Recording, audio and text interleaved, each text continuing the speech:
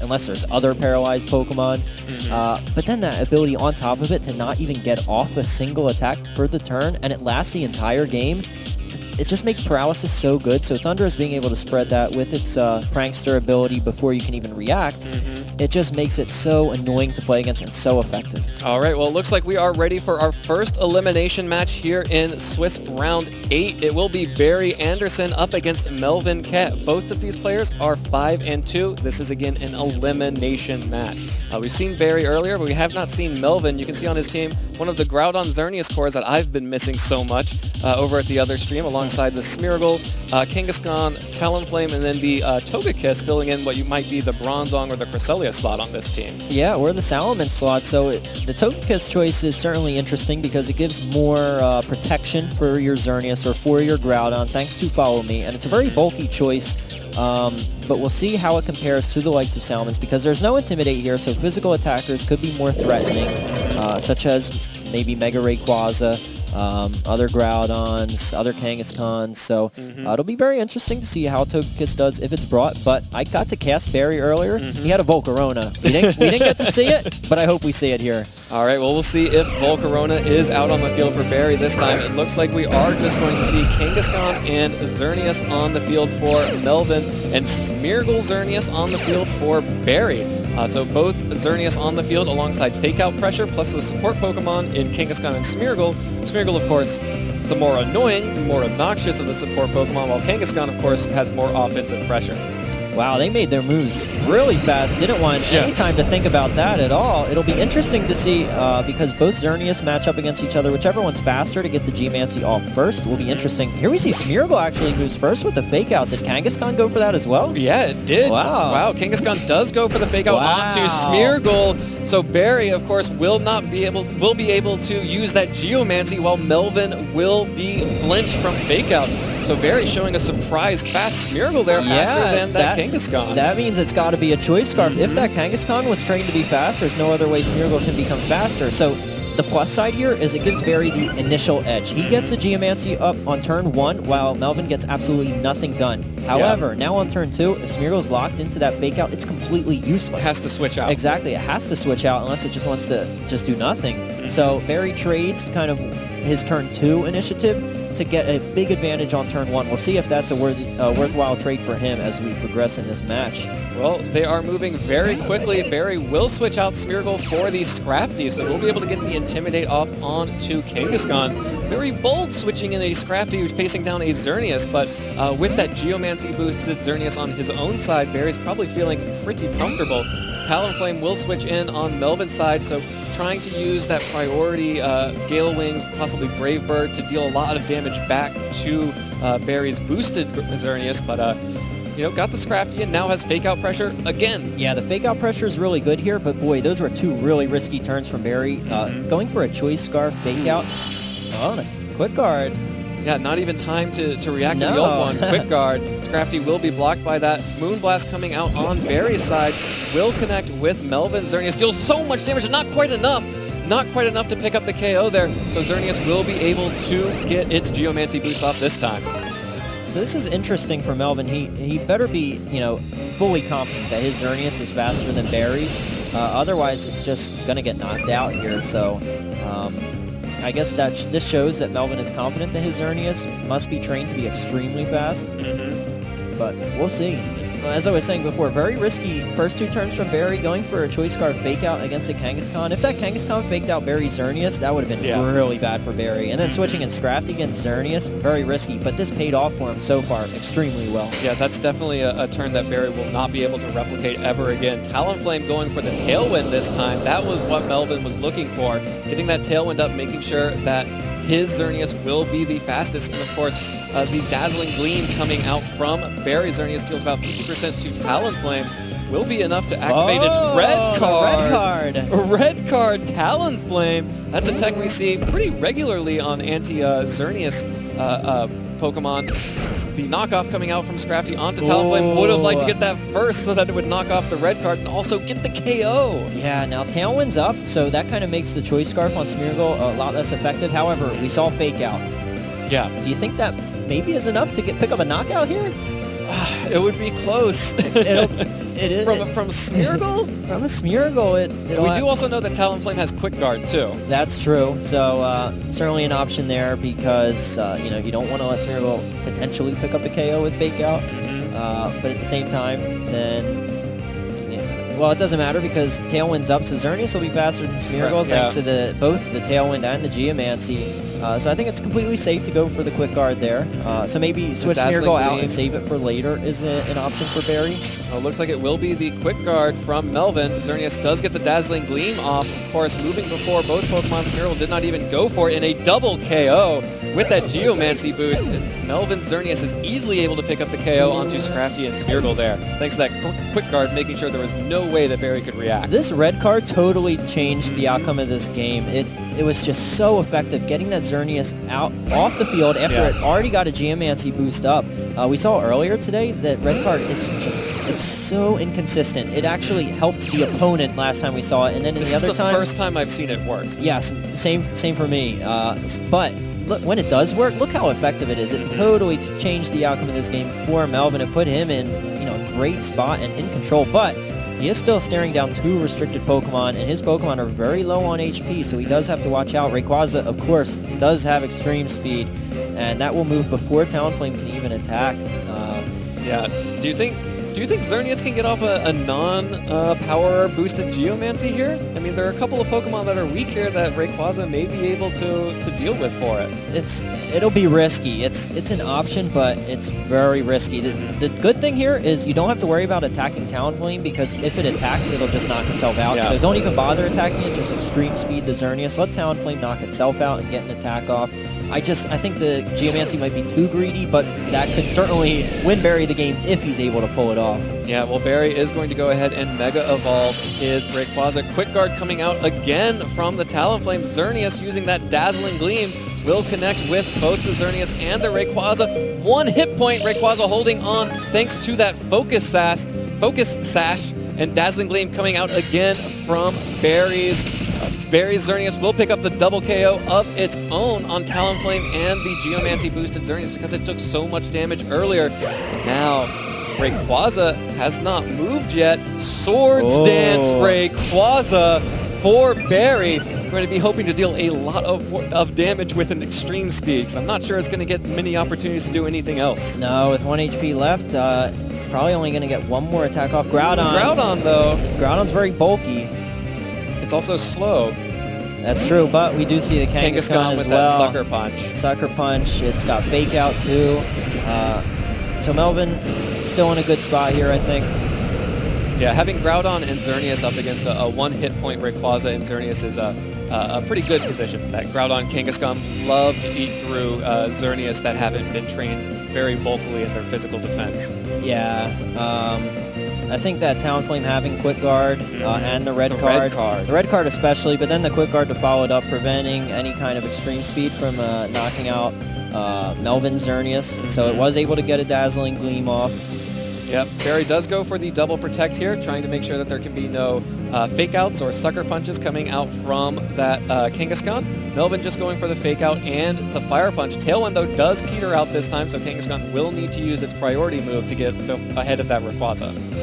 Yep, however, extreme speed does move before sucker punch, so Melvin does have to watch out for that. All right, well, here comes the extreme speed. It's going to connect with the Groudon, actually, hoping that Melvin went for the Sucker Punch. Did go for the Sucker Punch, and it does fail. Xerneas will get the Moonblast off if it targets down that Groudon. If it gets a critical hit, this could be huge. Not going to be enough. Groudon hangs on. Rock Slide from Groudon isn't going to connect. Whoa. So risky. Will connect with the Rayquaza and the Xerneas. Pick up the KO onto Rayquaza. Oh man, I have seen so many tournaments ended on a Rock Slide miss that I almost just got PTSD from watching that. There's so many different ways Rock Slide can give you PTSD, whether it's misses or flinches. But here it connects with both, puts Xerneas in KO range. And here comes Kangaskhan to clean it up. Yeah, very well played match by Melvin. That Talonflame, that was the MVP by far. Red card and then Quick Guard.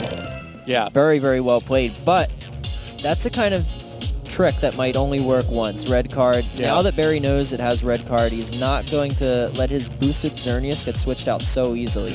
And that's the problem with red card that we've seen. Right. As soon as someone knows that it's there, it's very difficult to have it actually boot out the Xerneas like we saw that game. Right, so since this is a best 2 out of 3, having tricks that'll work only once are just, they're not that effective. But Melvin certainly didn't get this far without having other things that he can pull off with his team, whether they're unpredictable things or whether they're things that are just standard and consistent, and maybe he only needs red card to pull off one game out of the 3 for him, and then the rest of his team can kind of handle the rest. And you have to wonder about the other Pokemon that Barry brought. The Scarf Smeargle. Scarf Smeargle is a Pokemon that really is good in best of 1. Exactly. Best of 3 is very weak. Yes, Scarf Smeargle, very similar to the idea of red card, because once you find out his Choice Scarf, I mean, if Melvin game 1 simply faked out the Xerneas on turn 1, that Smeargle would have accomplished absolutely nothing. No Geomancy would have gotten up. But now Smeargle has to switch out. When you're doing that against the likes of a Kangaskhan and a Xerneas, that is so risky. Well, we'll have to see if either of these players change up their strategies. Barry, of course, is down one game in this best of 3 set. He needs to win this next game in order to keep his tournament hopes alive. Game 2, Melvin up 1-0, leading the Togekiss and the Kangaskhan up against the Smeargle and Xerneas. So Barry has opted to continue with that Scarf Smeargle lead, while Melvin has decided to go for Kangaskhan Togekiss. Yeah, so it'll be interesting to see what Melvin does here, because Smeargle certainly threatens a faster Dark Void thanks to the Choice Scarf. Or does Barry simply go for a fake out and then switch out? Of course, that's always risky because your opponent can take advantage of that. It'll be interesting to see what Togekiss does. Tailwind is certainly a common move on Togekiss to let... Or even something like Thunder Wave. Even Thunder Wave. That would probably actually be better in this situation because if Xerneas goes for a Geomancy, that'll double its speed. And then Tailwind will put you guys at pretty much even, whereas Thunder Wave, it reduces its speed so much that even after the Geomancy, it'll be slower than practically everything. And then, of course, Togekiss with Air Slash and Serene Grace, you're never going to be moving. All right, well, Togekiss uses Magic Coat. It's the anti-Smeargle tech. Fake out from Melvin onto the... Whoa! Sorry, can't even get it out because Smeargle is switcherooing. Togekiss gets that Choice Scarf while Smeargle picks up a Citrus Berry for itself. Yeah, really, really interesting. I like that because imagine what you can do with that. If you're against a Xerneas, you can switcheroo the Choice Scarf onto a Xerneas before it Geomancies. I mean, that could be devastating. But here, Togekiss gets to get the Magic Code off first, so I believe it won't be locked into that. It'll be locked into whatever move it chooses this turn. Air Slash? Yeah, so now you got a Choice Scarf Air Slash. That could actually be kind of bad for Barry, depending on how those rolls end up happening, because if you're getting flinched every turn by something as fast as a Choice Scarf Togekiss. Yeah, it's like we're back in 2015. Everyone's getting flinched every turn. Oh, boy. Melvin chooses to retreat his Kangaskhan, wants to be able to reset the fake out, switches in Xerneas for some more offensive pressure here. Obviously, both Xerneas now staring each other down. Barry will be able to get his Geomancy off here, so Geomancy on Barry's Xerneas. So we'll have to see if Melvin's Togekiss, now with its free Choice Scarf, will be able to do anything to check that, to check Barry's Xerneas, or if it will just be, Melvin will just be hoping on another red card to get himself out of this sticky situation. Smeargle, though, does go for the Transform as well. Oh, boy. Okay. Barry says, all right, you figured out how to deal with one of my Xerneas.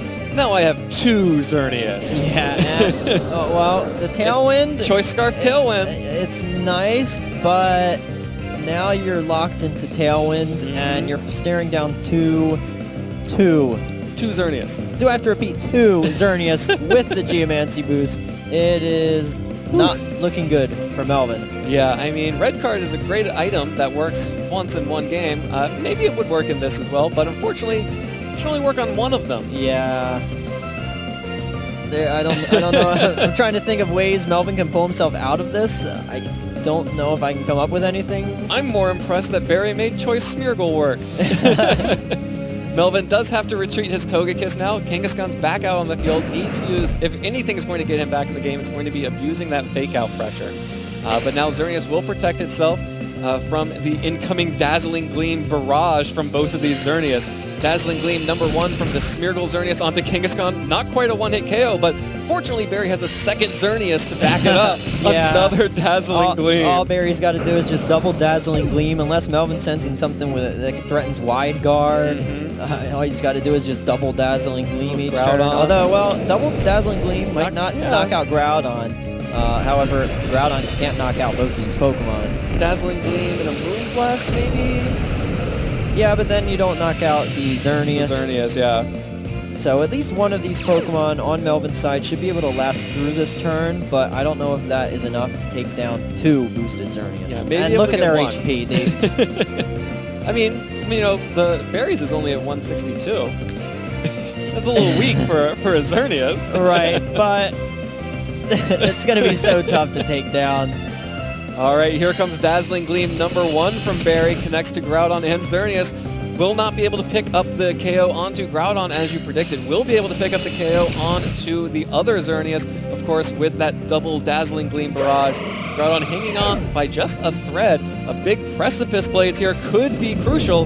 Will connect with both of the Pokemon. Will deal a lot of damage back, but no critical hits. Smeargle actually got that Citrus Berry earlier, so now not only does it have Xerneas Geomancy boost, but also it gets that extra 25% effective hit points. I was about to say before that turn happened, like, even though it's got Smeargle's lower HP, so the Xerneas has, you know, it doesn't seem as bulky, but it got that Citrus Berry, so that effectively makes it even bulkier than it is. Yeah, that makes the Smeargle effectively a better Xerneas than Xerneas. Yeah. Well, Barry is going to protect the real Xerneas here, as well as protecting the Smeargle Xerneas, just trying to figure out what that Togekiss will lock itself into. Groudon goes for the Fire Punch. Togekiss is going to lock itself into Air Slash, so Melvin may be able to pick off one of these. Yeah, but now Tailwind's over, so now I don't think Togekiss can outspeed either of these Xerneas, unfortunately. So I was lamenting earlier that I had not seen that many Xerneas on stream, and you know, I'm glad that Barry took care of me with the double Xerneas on his team. I'm glad we got that shot of all 3 Xerneas on the field at the same time. Yeah, Evan, the VGC stream is home to Transform. Yeah. And Ditto with Imposter. We've seen all kinds of transformations here. We've seen matches with multiple Groudons, multiple Xerneas. We saw Smeargle choose to transform into a Jump Buff when there were 2 Groudons on the field. That. Because Jump Bluff was clearly the superior choice. Right. We've seen all kinds of transformations here on this stream. All right, well, we'll have to see which of these Day 1 players can transform into a Day 2 as we go into Game 3. Barry Anderson versus Melvin K. Whoever wins this match will advance to Day 2. And whoever loses will not advance to Day 2. So the nerves have to be incredible in this match. These players are fighting for their lives to advance to Day 2. And both of these games have been so swingy. Oh, I know. This third game could go either way. It really can. There were so many intense plays on either side that just, you didn't know what the outcome would be. They were, you know, I don't want to say risky, but some of them were definitely pretty risky. They could have backfired very easily. A little optimistic, some of them. Right, but they worked. Paid off. They paid off, and that's what makes watching these matches so exciting. When you see these risky plays actually pay off, the reward just looks, you know, so enticing. Yeah, and you can just see the concentration on both of these players' faces right now. Both of these players have shown all of their tricks. You know, we thought Barry only had that Choice Scar Smeargle. He showed the switcheroo, the transform. Hey, he's still got a Volcarona. We have not seen Volcarona yet. I mean, Volcarona is a really good Pokemon. I mean, it's really, the biggest problem is that it only gets 4 moves. Yeah, we mentioned that earlier, that Volcarona's got so many good moves that it learns. It really wishes it could have 5, maybe even 6 moves, but it's only stuck with 4, unfortunately. Yeah, so we'll have to see if Barry decides to bring in that Volcarona, or if Melvin will be able to take it back like he did in Game 1, win this one. Game 3, winner advances, loser goes home. So Melvin will lead the Kangaskhan Smeargle lead, while Barry will go ahead and use his Smeargle and Xerneas. The same leads he's used every time, but he's played it very differently every time. Right? I believe this is the first time we've seen Melvin Smeargle. Yeah, this will be a great way to decide Game 3. Double Smeargle. Let's see which one's got the craziest tricks up its sleeve. Yeah, we had triple Xerneas, now let's do double Smeargle. Yeah, I'd love to see Melvin Smeargle have something crazy.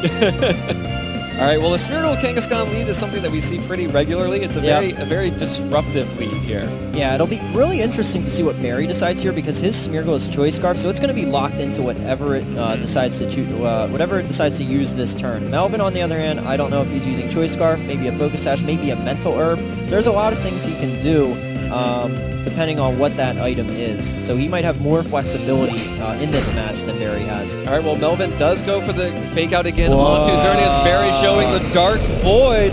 Barry just going straight for Dark Void with that Choice Scarf. Does connect onto Kangaskhan. Kangaskhan is asleep.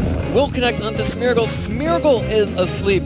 So Barry showed his tricks in Game 1 and Game 2, and in Game 3, he's like, you know what? It's still Smeargle. I can still do this. Yeah, no Lumberry from the Smeargle, no Crafty Shield, no Fake Out onto the Smeargle. Barry, with this really risky Choice Scarf Smeargle, has managed to get the right prediction with its move every single game in this match. It's incredible. Yeah, I mean, Choice Scarf Smeargle has a fairly low success rate, but when you have a Choice Scarf Smeargle that can do at least 3 different things, Barry's making it work. Yeah, but this is Barry. He's known for being able to utilize Sleep to its fullest potential. He's known for things like Breloom and now Smeargle, so, you know, he's kind of used to making these predictions. He's become a veteran at being able to read people and know how to play these kind of sleep-inducing Pokemon. Well, here comes the Xerneas for Melvin. Kangaskhan switched out. Of course, Barry now will be able to get his own Geomancy off here.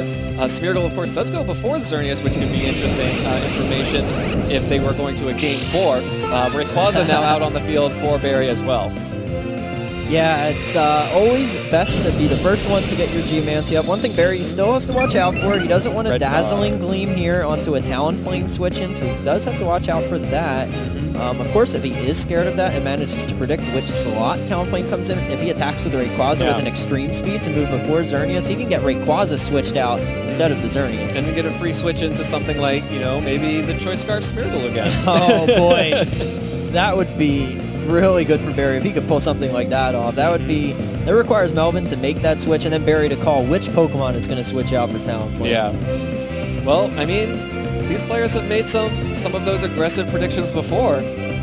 Yeah, I'm really curious to see what the Smeargle's item is on Melvin's side, whether it's a Focus Sash, whether it's maybe not a Focus Sash, in which case it would go down from one Xerneas attack, because Barry does want to attack with his Rayquaza onto that Xerneas slot, or even maybe set up a Swords Dance if he's feeling maybe a little bit greedy, or wants that late game power. So it'll be interesting to see what he goes for. And he does go for that extreme speed. Yeah, trying to protect himself from a red card switch in onto the Smeargle, just making sure that Smeargle, if it is Focus Sash, you won't be stymied by that. Will deal a lot of damage to Melvin's Xerneas as well, and pick up the KO onto the enemy Smeargle. Dazzling Gleam coming out on Melvin's side deals a lot of damage, but not enough to Rayquaza, and just a little bit to that Geomancy. Yeah, look at that damage on that Xerneas, just not enough. Yeah, it needs way more damage for Groudon to be able to compete here. Yeah, and Rayquaza's still hanging in. There's no priority moves on Melvin's side. Neither Pokemon is faster than Rayquaza, so Rayquaza's going to get off an attack. It's not looking good for Melvin because a Dazzling Gleam plus whatever Rayquaza goes for, targeting that Groudon, that's Barry's best bet, and it should be enough to really put him in complete control. Yeah, Xerneas, of course, is in another Dazzling Gleam range as well, so very safe position for Barry to be in. Melvin really needs to do something to shake this up and get the momentum back. Yeah, and Melvin's last Pokemon is that Kangaskhan, which has put it's asleep and has yet to even use a single turn of sleep. So it's guaranteed at least one sleeping turn. So Melvin, he's pretty much down to these last 2 Pokemon. Yeah, and unfortunately it looks like he's down to 1 now. That Dazzling Gleam will knock out the Xerneas. A critical hit on the Groudon as well. Barry will be able to use his Dragon Ascent from Rayquaza, probably making that critical hit unnecessary, but... Yeah, but Barry does have the Focus Sash, so he doesn't have something like Life Orb boosting the power. It could have mattered. Groudon is a very physically bulky Pokemon, but we'll never know. And regardless, I think Barry was still in such a commanding spot right there. Even if Groudon did manage to hang on, I think Barry still could have pulled that off, because there's no way Groudon would have KO'd both Rayquaza and the Xerneas. Yeah, and unfortunately, Kangaskhan got a head start on Sleep for day 2. Not going to be able to make it. Unfortunately, this will be Melvin's last stand, and Barry what an amazing turnaround from that first game to take both games 2 and game 3 in very It is. commanding fashion. And remember, this was an elimination match, so to go down after losing game 1, that's, you know, it takes a special... I love it, the sleep mega evolution. It takes a certain kind of somebody with, you know, the kind of mental fortitude that Barry has, somebody who's been there before, to really come back from a game 1 loss in an elimination match such as this. Yep, and that is it. Barry Anderson Look will at that be relief. advancing. Yeah, that's the face of someone who knows that he is going to be able to keep playing. Yeah. United States. Of course, some very interesting teams on display here. Hayato is using a one of the more standard teams that we've seen. We haven't really seen much of this, but basically what we think of as the Big Six team. Xerneas, Groudon, Smeargle, Kangaskhan, Salamence, and Talonflame. Alejandro, however, is using the dual primals, the Kyogre and Groudon, with some interesting techs, most notably Gengar and Mawile, alongside Cresselia and Talonflame. Yeah, really interesting team from Alejandro. I like it. I like the dual primals. I like the kind of Gengar, especially if it's Mega. It can kind of lock people in, especially when you've got your own weather. You can kind of trap in, whether it's a Groudon against a Kyogre with Sunlight up or a Kyogre against a Groudon with Rain up. So it gives you some interesting things that you can do with that. The Mawile, of course, if you have Trick Room on Cresselia and you get Trick Room up, Mawile very slow but very powerful. And of course, the Intimidate provides support against Pokemon like Kangaskhan, Salamence, Talonflame, even Groudon, although of course it has to watch out for Fire Moose. But Mawile certainly an interesting Pokemon, and it does have some potential. One of the things I'm interested to see about this Cresselia, in U.S. Nationals, we saw Chase Liebert take home first place with a Cresselia that had Trick Room, but then he used a fast offensive Cresselia with the likes of Icy Wind, with the likes of Psychic, to kind of control speed, give him flexibility, and then knock out Pokemon that kind of counter the rest of his team, other Gengars, and we've seen that quite a few Gengars today, surprisingly. Crobat, another one. Yeah. Of course, Icy Wind always good against the likes of Salamence, Rayquaza, and when you've got middling kind of speed Pokemon like Groudon, like Kyogre, having both Trick Room and Icy Wind options is always helpful. All right, well, here we are in Game 1 of this best-of-3 set. Hayato Takaoka versus Alejandro Jimenez. The winner of this set will be advancing to Day 2. Hayato will lead the Kangaskhan and Talonflame, while Alejandro will match Talonflame for Talonflame, but go for the Gengar alongside. Yeah, it'll be interesting to see if we see any quick guards like we did in the previous match, because Kangaskhan certainly has Fake Out, and then of course Talonflame known for its priority moves thanks to that Gale Wings ability. And very interesting, Alejandro caught that Kangaskhan on the lead. A lot of times Gengar, if it's going to use that Mega Gengar variant, wants to catch the Kangaskhan, use Will-O-Wisp, make sure that it can't do much of anything back to it. Right, but Gengar, not a very bulky Pokemon. It's very easy to KO, so Hayato's Talonflame could actually KO it pretty easily. Of course, it depends how it's trained. Maybe Alejandro trained his Gengar to be especially bulky for situations like this. Of course, you can't Will-O-Wisp Talonflame because it's Fire type. I don't expect to see Intimidate since he's Mega Evolving Gengar. I doubt he wants to bring just a regular Mawile. All right, well, both of the Pokemon are going to Mega Evolve here. Mega Kangaskhan on the field for Hayato and Mega Gengar for Alejandro. Looks like we are going to see Talonflame go for the Tailwind on Alejandro's side. So setting up that speed control immediately using that priority Gale Wings. Talonflame on Hayato's side, on the other hand, is going to go straight on the offensive with that Brave Bird onto Gengar. Will it be enough to survive? Ooh, Gengar is going to survive with that red hit points there. Will be able to get off potentially a Will-O-Wisp here onto that Kangaskhan. There it is. Kangaskhan now Will-O-Wisp and trapped in here with the Gengar.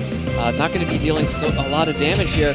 Looks like a return coming out from that Kangaskhan onto Talonflame. Just Talonflame is not bulky, but nothing happened there. No, look at that damage. Not even half of Talonflame's HP. I can't remember the last time I saw that was when a Kangaskhan that was too happy to use Frustration or too angry to use Return. Yeah, but thanks to that Will-O-Wisp from Gengar, and of course Gengar being able to survive that Life Orb Talonflame's Brave Bird, that was huge because otherwise he would have never gotten to get a Will-O-Wisp off onto Kangaskhan. So he lost 2 Pokemon. Yeah, he definitely trained that Gengar to be a little extra bulky and be able to take attacks as powerful as Talonflame's Life Orb Brave Bird. Yeah, and now with the Tailwind up, Alejandro's Talonflame can even move before Hayato's Talonflame if it becomes a Brave Bird off. Yeah, and that should definitely be able to pick up the knockout at this HP that Hayato's Talonflame has. I think Brave Bird from Alejandro's Talonflame would easily knock it out. And Kangaskhan not threatening much of anything here. Only threatening a Sucker Punch on that Gengar, which Alejandro rightfully decides to switch that Gengar out, preserve it in case he needs to spread some more Will-O-Wisp or trap another Pokemon in for a turn or so. Switches out in favor of Kyogre, so Primal Kyogre now out on the field will be exerting a lot of pressure with that Tailwind up. You know, that fish can swim when you get the wind behind it. Hayato will protect his own Talonflame from Alejandro's this turn, and it looks like Brave Bird into the Protect, and another frustration coming out from Kangaskhan. Will not be able to pick up the KO there, but now puts Talonflame into its own Brave Bird range. Exactly, so next time Talonflame fires off an attack, recoil should be enough to knock itself out. So Alejandro will be able to trade Talonflame for a Talonflame if that's what he decides to go for. Perhaps a worthwhile trade. Yeah, I mean, you still get to protect your Kyogre. Yep, it always depends what your opponent has left remaining and that fourth Pokemon that Alejandro is remaining. But it certainly seems like a pretty fair trade for me. You have to worry, though, if he has that Talonflame. Talonflame's very low, Gengar is very low, Kyogre out on the field, how does he take care of Xerneas? Yeah, but if his last Pokemon is a Groudon, we already know he has Gengar in the back. So there are still options to take care of Xerneas if Hayato has that in the back. All right, well, Groudon will be out on the field for Hayato, so switching in his own Groudon gets rid of the rain on the field, so doesn't have to worry about Water Spouts or Origin Pulses coming out from that speedy Kyogre now. Looks like we are going to have Talonflame moving with that Brave Bird. Is going to target down, it looks like that Kangaskhan. Oh no, actually the Groudon dealing a little bit of... Whoa, that's a critical hit. Critical hit. Talonflame dealing a little bit of damage there. Wow, it didn't knock itself out. Yeah, not enough damage to knock itself out, actually. Ice Beam coming out onto the Kangaskhan will deal a little bit more damage, and Kangaskhan finally picks up the Talonflame.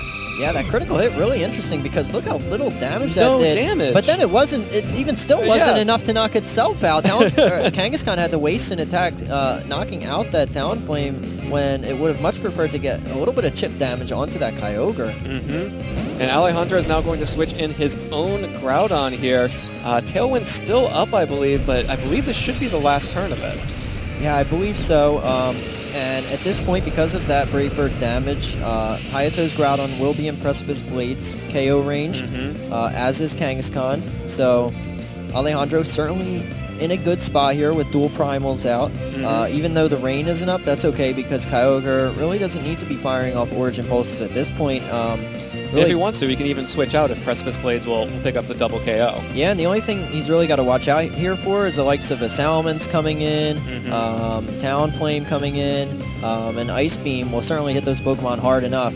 So he doesn't really have to worry about switching Kyogre out right now.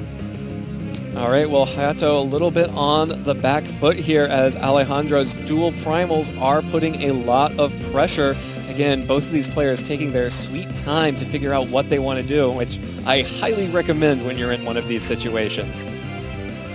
Yeah, it's such especially when you're facing elimination, you want to take all the time necessary to think about your moves. Yeah, it looks like Hayato wants to stall out this final turn of Trick Room. Oh, Substitute. Well, Substitute coming out from Alejandro, recognizing that potential play from Hayato, and the Ice Beam connects onto Kangaskhan. So Alejandro now hiding his Groudon behind a Substitute. And I asked, what could Alejandro do against Xerneas? Well, Groudon doesn't care about Xerneas if it's behind a Substitute now. Yeah, there's no way Xerneas would be able to win that matchup against Groudon. It doesn't even care about the other Groudon. No, it really doesn't. This is a great spot for Alejandro. Great read. He knew Hayato had to protect his Groudon, or he risked having it get knocked out to the Groudon's Precipice Blades. So he took full advantage there, went for the Substitute, and it pays off. Yeah, so Hayato has to bring in another Pokemon. We have already seen that Talonflame. Possible switch in, at least for priority, to deal some damage, possibly break that Substitute. Because as long as that Groudon is behind the Substitute, it could be difficult. Yeah, but these are such bulky Pokemon, these primals. It's going to be really hard to knock them out. You're going to be trading Pokemon. You're going to be trading your Talonflame just to break a substitute. You're going to be trading your Groudon just to get, enough damage onto the Kyogre and the Groudon. You're left with one Pokemon after that's all done. And even if it is something as powerful as Xerneas, even if Groudon was really low in HP or even knocked out and you're still facing a Kyogre and a Gengar with your Xerneas, it's going to be so tough. Yeah, well, Hayato does switch in the Talonflame. Will be able to exert some offensive pressure here, but will need to start trying to take back the momentum, which is currently entirely in Alejandro's court. That Kyogre and Groudon just staring down both of these Pokemon. I mean, the only saving grace is that he has the Sun up, so he doesn't have to worry about any Water-type attacks. Yeah, and if Kyogre's bulky enough, a Brave Bird and a Precipice Blades might not even be enough to KO Kyogre, and Kyogre could just get a knockout on that Talonflame in exchange. Yeah, which considering how weak Alejandro's Talonflame was offensively, I would not be surprised if many of these... Whoa! Thunder Wave actually coming out from Groudon.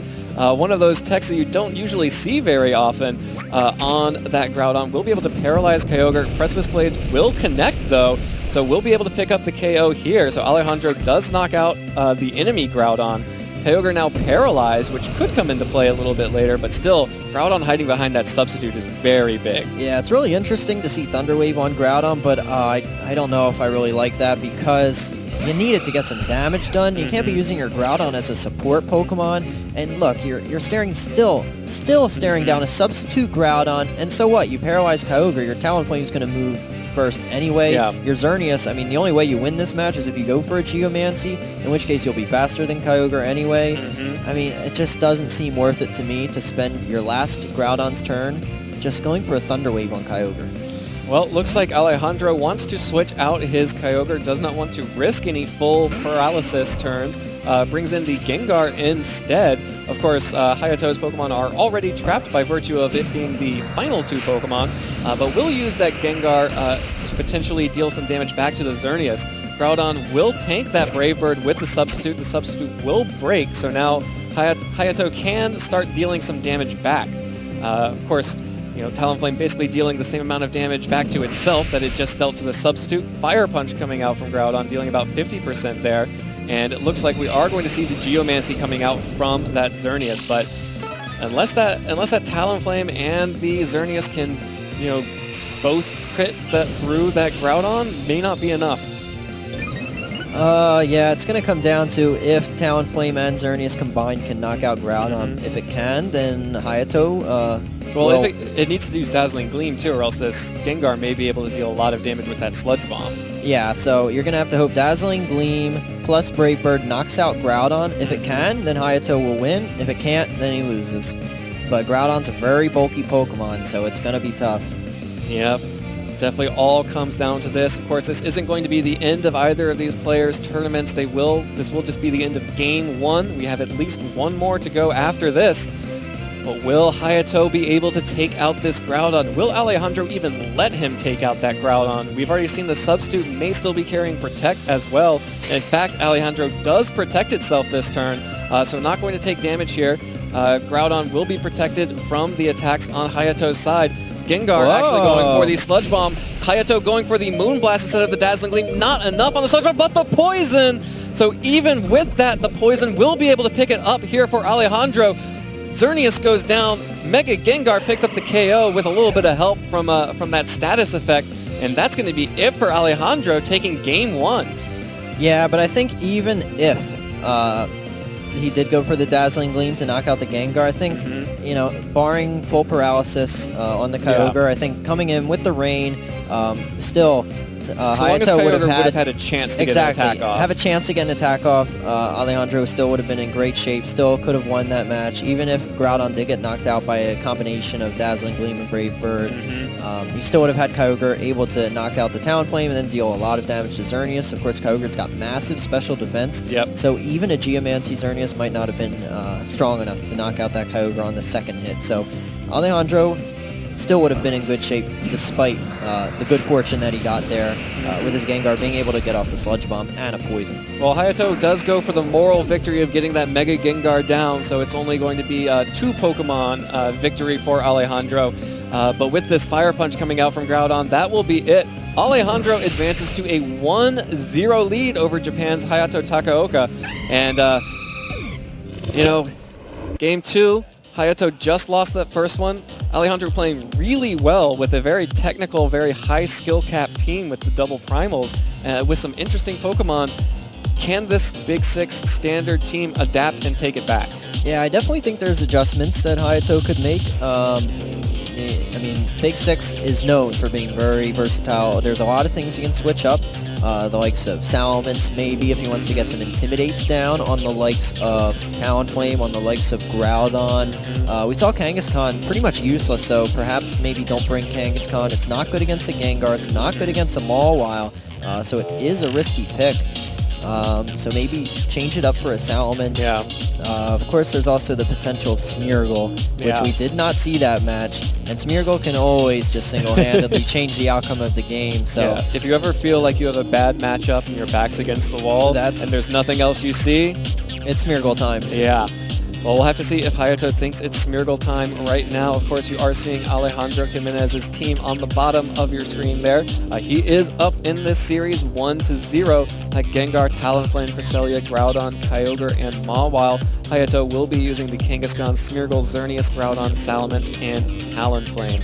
And that Gengar did a lot more work than I was expecting in that game for Alejandro. Yeah, its ability to take that Talonflame's Life Orb Brave Bird was huge because that let it survive with a little bit of HP, and that was enough to pick up the knockout at the end there with that Sludge Bomb. That's what happens when Gengar just, you don't focus it down. Instead, go for the Moonblast on the Groudon. Don't go for the Dazzling Gleam, and he pays a price. And of course, Alejandro, he trained his Gengar to be able to take that Talonflame Brave Bird. Yeah, paid off huge for him there. Yeah, and you have to wonder if Hayato expected that. Probably expected that Gengar to be a little bit more fragile. And maybe that tech now is out in the open. Maybe Gengar won't be as successful, won't be able to get those Will-O-Wisps off onto Kangaskhan, which is what really neutered that Pokemon. Yeah, and I still don't know if Kangaskhan's a right choice for this matchup just because we saw how that last game played out. There's even a chance the Talonflame has Will-O-Wisp. We saw Alejandro's Talonflame did look to be pretty bulky. Very bulky, yeah. So there's always a chance it's got Will-O-Wisp. Kangaskhan might not be the right pick to bring again. I think I switch it up either with a Salamence or with the Smeargle at the very least. All right, well, we are ready for Game 2 right now. Hayato Takaoka versus Alejandro Jimenez. Alejandro will be leading the double fire types, the Groudon and the Talonflame. Hayato is going to bring out that Kangaskhan again, and the Xerneas on his side. Not a good matchup here for the Xerneas against two fire types and two physical attacking fire types. Yeah, even with that fake out pressure from Kangaskhan, I just don't know if it's enough. Of course, if Alejandro just ignores the Xerneas and lets it get set up, that's always risky, but you have to imagine he's not going to let that happen. At most, he'll ignore it to Will-O-Wisp Kangaskhan if he's got it on his Talonflame. Of course, if he doesn't have Will-O-Wisp, then he'll just straight up go for damage. Yeah. And you also have to worry about giving the Groudon a free substitute turn. Those are the only things I see Alejandro not focusing down the Xerneas. That's with the substitute on Groudon and a potential Will-O-Wisp on Talonflame. Yep. Maybe a Tailwind from Talonflame if he wants his Groudon to outspeed both the Xerneas and the Kangaskhan. So that's also a possibility. But other than that, I fully expect him to not let that Xerneas get set up. And we see forces a switch on turn 1. That's great for Alejandro, getting Xerneas out of there. Yeah, if you're able to force a switch on your opponent turn 1 without you having to switch anything out as well, that's almost always considered a win.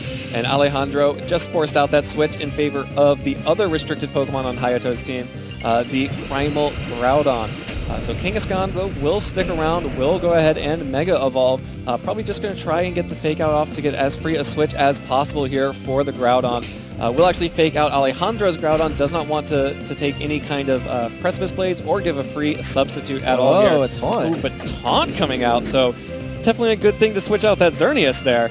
Yeah, but that's really interesting to see. That shows that this Talonflame more of a supportive choice. We've already seen Tailwind, we've seen Taunt. We saw a pitiful Brave Bird. Yeah, exactly, a pitiful Brave Bird, so maybe there's always a chance as Will-O-Wisp, but after seeing Taunt and Tailwind, maybe unlikely. You have to imagine Talonflame has a Flare Blitz, but you never know. And also that Taunt on Groudon. Normally we kind of scoff at taunting a Groudon, but we did also see that Thunder Wave on Groudon. That could be pretty big. And when you're staring down another Groudon, which threatens Precipice Blades, now you can't protect against that, so that's also big.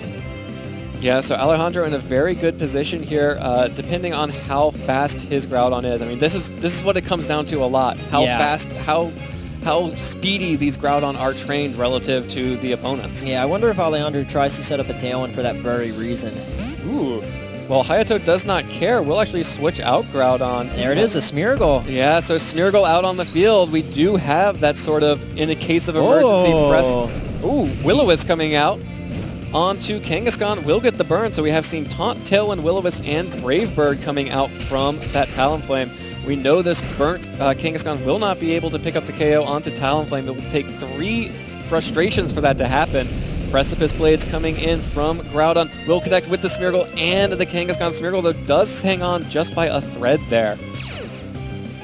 And here come Moody Boosts. Well, it looks like defense up, but its HP is just too low. And then evasiveness fell, not really good. relevant here in this situation because both Talonflame and Groudon's moves, other than Precipice Blades, they're all perfect accuracy, so doesn't really have to worry about that too much. Of course, Talonflame is Taunt if need be, but Smeargle just too low HP to really do anything here, unless it's got like a... Could fake out. Yeah, it can kind of do something for this turn, but its ally, Kangaskhan, won't be doing anything. Yeah. So that kind of takes away anything the Smeargle can do, whether it's fake out, redirection, just being a distraction. I mean, you have to wonder if Groudon here on Alejandro's side just sees the Smeargle switch and sees the burnt. It's a chance to get a substitute up for sure if he wants to go for that. Here comes the fake out from Smeargle. We'll get a critical hit on that Talonflame. And here comes the frustration, even with the help from Smeargle, not enough to pick up the KO. And the substitute, great read by Alejandro. He didn't have anything to fear that turn. Kangaskhan doing pitiful damage. Of course, Smeargle's not going to do any damage. So it's pretty much the ideal situation you want to use. All right. Use substitute on, but again, no meaningful boost. There was no evasiveness boost there that turn. That's really all he could have hoped for. Even speed wouldn't have been helpful against Talonflame, but... Yeah, Smeargle unfortunately came in just a little bit too late, was not able to get the boost here, and now the burnt Kangaskhan probably not able to bust through that substitute. Wide Guard, though, from Smeargle may be able to protect the Kangaskhan for a turn here. Talonflame will go for the Tailwind itself, not trying to knock itself out before it deals all the damage that it wants to. Here comes the frustration out from that Kangaskhan. Let's see if this even breaks the substitute. I don't think it will. That is... Oh, it does. Just barely picks up the KO on the substitute, and that's a moral victory there for the Kangaskhan. And the Fire Punch coming out. Alejandro reading Hayato like a book here, not falling for the Precipice Blades trap, goes for the Fire Punch, knocks out that Smeargle, and only one more turn for that Kangaskhan to do anything thanks to that burn. Yeah, Kangaskhan just...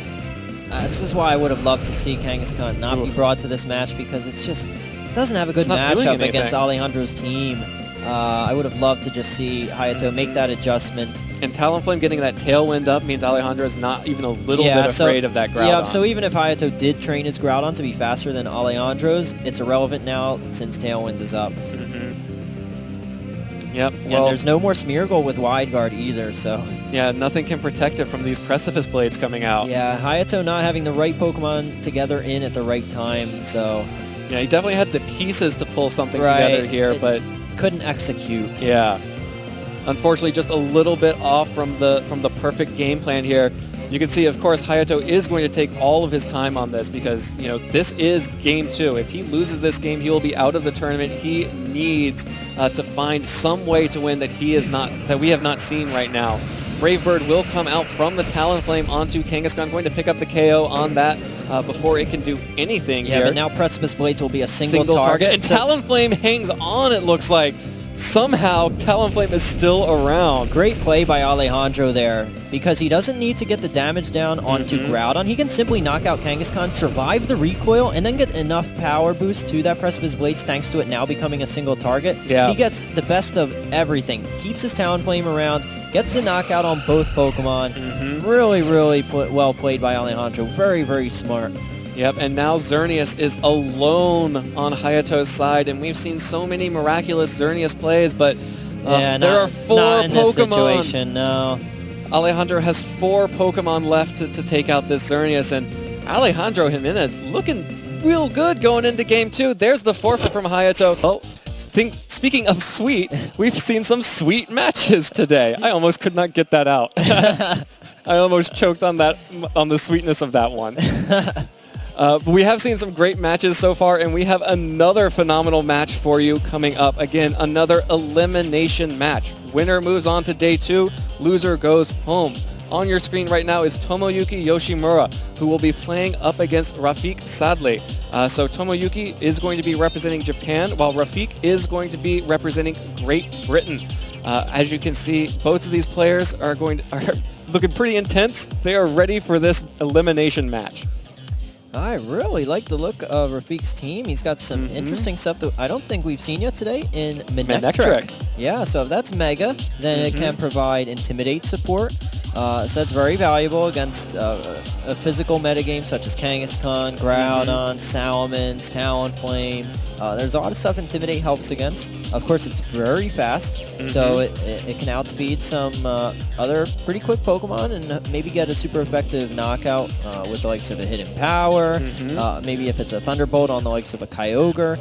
And there's even some supportive options in Snarl. That's another move that we sometimes see. Especially alongside Yveltal. Exactly, alongside Yveltal, we see Snarl quite a bit as well. So there's definitely some cool stuff that Rafiq has going on here. And then Tomoyuki's got more of the standard type team, kind of like a Big Six, but with Bronzong, right? So we've got a Trick Room variant of the team, very standard. But it will be interesting because we have seen some different variations of it so far. We've seen actually a special, faster Groudon rather than a slower physical Groudon. So it'll be interesting to see what Tomoyuki goes for here. Occasionally we see some variation on the Bronzong as well. Yeah. Especially items and some of the move choices. Yeah, we definitely do. So there are rooms for there is room for Tomoyuki to kind of differentiate himself from other kind of Big Six Trick Room oriented teams. And since he's gotten this far, you have to imagine he does have some tricks up his sleeve. Yeah, I mean, you don't get this far with just a very standard team unless you either have some tricks up your sleeve or you've been playing it masterfully. So we'll have to see which is the case for Tomoyuki, or both. He will go ahead and lead with the Kangaskhan and the Xerneas alongside Rafiq, who will be using the Kangaskhan and Cresselia. So double Kangaskhan on the field, but Tomoyuki going for the setup, going for offense with that Xerneas, while Rafiq is going for the more supportive Cresselia. Yeah, Cresselia is never good into Xerneas simply because it can never really do anything. Really, the only thing it can think of is Thunder Wave, but we never see that on Cresselia. It's always either Trick Room, Icy Wind, and then your other standard moves, Psychic, Helping Hand, Gravity, maybe even Magic Coat. So, very rare do we see Thunder Wave, but that's really the only thing Cresselia can do against Xerneas. Otherwise, it's just a free Pokemon to set up on. Yep. Have to see if Tomoyuki can get set up or if Rafiq has some way of dealing with that. Looks like we are going to begin this elimination match with the ceremonial Mega Evolving of the Kangaskhan. Rafiq's Kangaskhan will go ahead and Mega Evolve first on his side, and then Tomoyuki will Mega Evolve his Kangaskhan as well. So no switches. Both players like the Pokemon that they've brought for their leads. Now just have to figure out what moves they're going to make. And it looks like the first Fake Out will come from Rafiq, who will get the Fake Out, get the flinch onto Xerneas. So Xerneas will not be able to move this turn, will flinch. Oh, it looks Power-Up Punch. A Power-Up Punch from Tomoyuki's Kangaskhan onto Rafiq's, just trying to get as much damage as possible, plus those boosts. So some big boosts on Tomoyuki's side. We'll need to use that Manectric in the back if Rafiq brought it to bring it down. But the Thunder Wave, but goes for the Kangaskhan instead. Maybe the right choice there, since Kangaskhan was the one who actually got set up that turn with the Power-Up Punch. And probably hoped or assumed that he would be able to get the flinch onto that Xerneas, making it much less urgent that he paralyze it. Exactly. However, Kangaskhan can bypass that speed drop from Thunder Wave with the likes of Sucker Punch. You almost always see that on Kangaskhan, so you do have to watch out for that. Especially since Rafiq's Kangaskhan is kind of low on HP. A Sucker Punch from this range may be enough to pick up a knockout. Yeah, with the boosts. Yeah. And of course, Kangaskhan really can't do, Rafiq can't really do much back to Kangaskhan unless it carries low kick. Otherwise, the boosted Kangaskhan could still, knock out some Pokemon here. Yeah, though if Cresselia has Helping Hand, you can go for a Helping Hand and then anything, whether it's Return, Frustration, Double Edge, and that'll be or Low Kick, and that'll be enough to knock out Kangaskhan. And if it's a Helping Hand, Return, Frustration, or Double Edge, that might even be enough to knock out Xerneas too. Yeah, well, Xerneas will protect itself this turn. Kangaskhan, it looks like, is just going to go for the return on to Tomoyuki's Kangaskhan. Hits twice, not quite enough. Cresselia looks like went into the protect as well onto Rafik. And here comes an attack coming out from Tomoyuki. Another power-up punch, just getting as many boosts as possible. That is now +4 on that Kangaskhan, since it was able to survive that first salvo from Rafik's Kangaskhan, able to now be hugely boosted, and a Sucker Punch is going to hurt. Oh yeah, Sucker Punch will do a lot now that it's boosted its attack 4 times.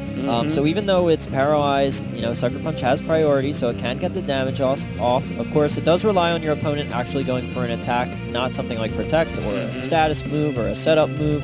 So it isn't as consistent, and of course it is low on HP, so it will be kind of easy to knock out from this range.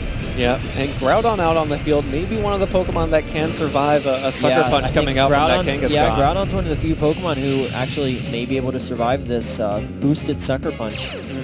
Of course, then you do also have to worry about that Xerneas still hanging around as well. It's just not going away. Yes, exactly. So, Cresselia can Thunder Wave it, which is nice, but it does still threaten getting set up. I don't know if Tomoyuki will keep Xerneas in it because it doesn't have a good matchup against Groudon. Maybe he does decide to switch out here for something better, but of course he does have to watch out for Cresselia's Thunder Wave for whatever he does switch in. All right. Well, Cresselia and Groudon staring down the Kangaskhan and Xerneas, of course. Kangaskhan's also paralyzed. There's always that. Yep, there's always that chance that it gets fully paralyzed. Yeah, you can't count it out just yet. As it could be fully paralyzed this coming turn. Really important turn coming up here. Tomoyuki got the setup on his Kangaskhan. If Kangaskhan's going to be able to do anything else, if it takes out another Pokemon, that will be huge for it. If Xerneas can get set up, that will also be huge. But the Helping Hand coming out from Cresselia. Cresselia going to go ahead and boost its pal Groudon here. Xerneas goes for the Geomancy. So we don't see a Sucker Punch here from Kangaskhan. Yeah, no Sucker Punch, and Xerneas going for the Geomancy, just trying to get boosted here. What is that Groudon going to do? Does it have a spread move? Is it going to go for a Precipice Blades, an Eruption to pick up the KO onto that Kangaskhan as well? Eruption will come out. Helping Hand boosted will connect. Oh my gosh! So close! Not quite enough to pick up the KO onto that Xerneas, which did get its Geomancy off. But it is very low, so any attack here, if Yveltal's in the back, can Sucker Punch it, or even if Groudon can survive one turn to get another, Earth Power or something. Yeah, off. Or even if Cresselia has an attack, even that might be able to knock out Xerneas from this point. Yeah. So Xerneas is very low. Cresselia very bulky, Groudon resisting its attacks and also being quite bulky. So Xerneas not in a great spot here. Tomoyuki, he definitely wishes he had, something more threatening out rather than just a low HP Xerneas. He wants something alongside Xerneas to really be a threat. That Kangaskhan, despite being it was a threat. It's just it was paralyzed and it's such low HP. Didn't even go for a Sucker Punch. Well, it just sat there and just fainted. There are offensive threats and then there are mental threats. Yes, Cyrano's one of those few Pokemon that can absolutely turn this game around for Tomoyuki, because no matter what he thinks Rafik might do, there is an answer for every scenario, regardless of whether he goes for maybe a Wide Guard, a Follow Me. There's always a chance of Dark Void. There's so many different things Smeargle can do. If he predicts right on what he thinks Rafik will do, he can certainly block that entire turn and just stall for Xerneas to slowly get some damage down onto Cresselia, onto Groudon, and eventually get them into range to knock them out. Yeah, and especially if this Smeargle gets some good Moody boosts, it can just turn the tide of the game entirely. Fake Out is going to be the play from Tomoyuki's Smeargle. Wants to make sure that Cresselia isn't going to be able to attack. A Moonblast comes out onto Cresselia, deals a lot of damage, but not enough to pick up the KO. Yeah. So Cresselia will be able to heal off a little bit of that with the Citrus Berry. Groudon will be able to get an attack off here, goes for the Earth Power onto Xerneas. So no spread moves, afraid of that Wide Guard. Will pick up the KO, though. Of course, when you use a single target move like that, that's where Follow Me would redirect that move and really help Tomoyuki there. Oh, that's pretty much an irrelevant boost, it looked like, for Tomoyuki. I don't think Evasion boosted there, but he lost his Xerneas, he's lost his Kangaskhan. There's, not a whole lot he could do. I think he went for still the have his hard own read there. Groudon. He went for the hard read there. It looked like expecting or hoping that Groudon would protect. That way he could just target down Cresselia, try and get a prediction there. It just didn't quite work out. Rafik didn't really have a reason to protect his Groudon that turn, so he ended up knocking out the Xerneas quite easily there. Yep, and with Xerneas down, with Kangaskhan down, it'll all come down to probably Tomoyuki's Groudon in the back to be the final threat left on this team. Yep, we do see Groudon coming out on the field. And now Groudon and Smeargle, I mean, may be able to stall for a couple of turns, but if that's for another turn or two maybe, but if that Smeargle's not getting any good Moody boosts, won't be able to get those Dark Voids off most likely, won't be able to be as obnoxious as you really want that Smeargle to be. Yeah, you're down to your final 2 Pokemon. Of course, you know, if Groudon is faster for Tomoyuki, then, you know, there's still a chance.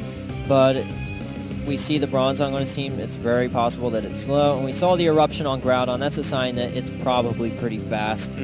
So, not a great situation for Rafik. And the Earth Power can certainly knock out Groudon. So, if Smeargle has Follow Me, that would be great. Because then if the Groudon doesn't have Precipice Blades, then it's not able to hit Groudon super effective. But even an Eruption would do so much damage to Groudon at max HP and with the Sun Up. And assuming Cresselia has any attacks whatsoever. But looks like there will be no Follow Me, no Wide Guard or anything, just an Earth Power coming out, a critical hit at no less. And Tomoyuki's Groudon will go down. The special Groudon here really doing work. Well, looks like Cresselia went for a Safeguard on the team there, just to make sure that no potential Dark Void shenanigans could come out in another Transform. But, you know, I guess Tomoyuki does have one more threat in the back, but has to go through 3 Pokemon now. Yeah, now the bright side is this Groudon will be the same speed as Rafik, so there's the speed tie chance. If he moves first and gets an Earth Power, that should knock out Rafik's Groudon. So there's certainly still a chance. Would have to avoid potentially an Icy Wind from that Cresselia. Of course, a simple Protect from Groudon and Icy Wind would certainly seal it up if and then whatever Pokemon's in the back as well. Yeah, if Rafik does have that Icy Wind, we've already seen what? Safeguard, Thunder Wave, Helping Hand. It is entirely possible that that last move is Icy Wind. All right, well, it looks like Tomoyuki is actually going to be the player who decides to protect here. Groudon protecting itself there as Rafik will go attack, and it looks like the Cresselia will also attack into the Protect there. So Tomoyuki now knowing about Cresselia and Cresselia's move pool there, including potentially the Icy Wind. Yeah, Tomoyuki trying to scout out for a Protect there, or even just get more knowledge on Rafik's movesets. Well, Earth Power will connect, so Tomoyuki does get the Speed Tie on his favor. Will be able to KO Rafik's Groudon there, which is pretty big for him. Cresselia will be able to attack it. It looks like he missed he went for a Thunder Wave onto Groudon. So he doesn't have anything to hit that Groudon, or doesn't want to reveal anything. Especially with Yveltal in the back, especially knowing what this Groudon is. Yeah, he knows this Groudon, and he knows that, you know, even if he has Icy Wind, maybe his Yveltal is just going to be faster than this Groudon, and a Helping Hand, and then a move from Yveltal will simply knock out that Groudon. You know, maybe if he does have Icy Wind, he just doesn't want to, you know, show it to Tomoyuki. Or Psychic. Right? Knowing whether it's Psychic or Icy Wind or something else can be a very big piece of information. And what's most effective about that is that kind of tells Tomoyuki he's probably got to be thinking, oh, there's no way he has Icy Wind or Psychic, otherwise he would have used it. Yeah. So, you know, that's kind of giving your opponent a false sense of security heading into games 2 and 3. Can be very important. Now, Yveltal out on the field alongside Cresselia. We have already seen the Helping Hand from Cresselia. Helping Hand boosted Yveltal is a pretty dangerous threat. You can see Cresselia cheering his friend on, or her friend on right there. Yveltal going for the attack here on to the Groudon. Not quite enough to pick up the KO, though. Of course, that special Groudon. But there's an Eruption. Oh, no. It pains me to see these sad eruptions at red hit points. Yeah, it's just... it's like fake out damage. Yeah. It's so pitiful. Double fake out, but no flinches and fire typing, which, okay, sure. Well, Yveltal with that Helping Hand boost now able to pick up the KO here. So Tomoyuki brings a fairly respectable finish here, but Rafik will be the player who gets this game win. Will be going into Game 2 with a noticeable advantage in that he only needs to win one more game. Yeah, Tomoyuki, he can't let the nerves get to him here. He's down 1-0, but we just saw previously Barry was able to come back from that deficit, so it's certainly possible if you keep your head in the game. Don't let that get to you mentally. You know, certainly let the outcome get to you in the sense that maybe you should try and adjust something, realize why you lost, and then try and make an adjustment to kind of correct that. But you don't want to let the outcome of that game affect you mentally. Yeah, and as we move into Game 2, both of these players will need to be thinking about how they can adapt, how Rafiq can counter the adaptations of Tomoyuki, or if Rafiq, has that advantage, wants to just go with what worked before. He did have a very comfortable lead. I mean, it was a little tighter than I think. The final score was a little tighter than I think the game actually was there. Yeah, it was, because Rafiq was in complete control for a lot of the match. He was the one out-predicting Tomoyuki, most every turn.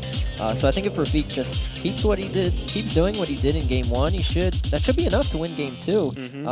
But Tomoyuki definitely going to need to adjust just because of how that game kind of wasn't in his control for a lot of that match. Yeah, he was reacting for most of it. Exactly, he was reacting. He wasn't being proactive that match. He's definitely got to make some adjustments if he wants to come back in Games 2 and 3 and advance to Day 2. Unfortunately, what makes this Big 6 core so powerful is that it can adapt. It can be very flexible.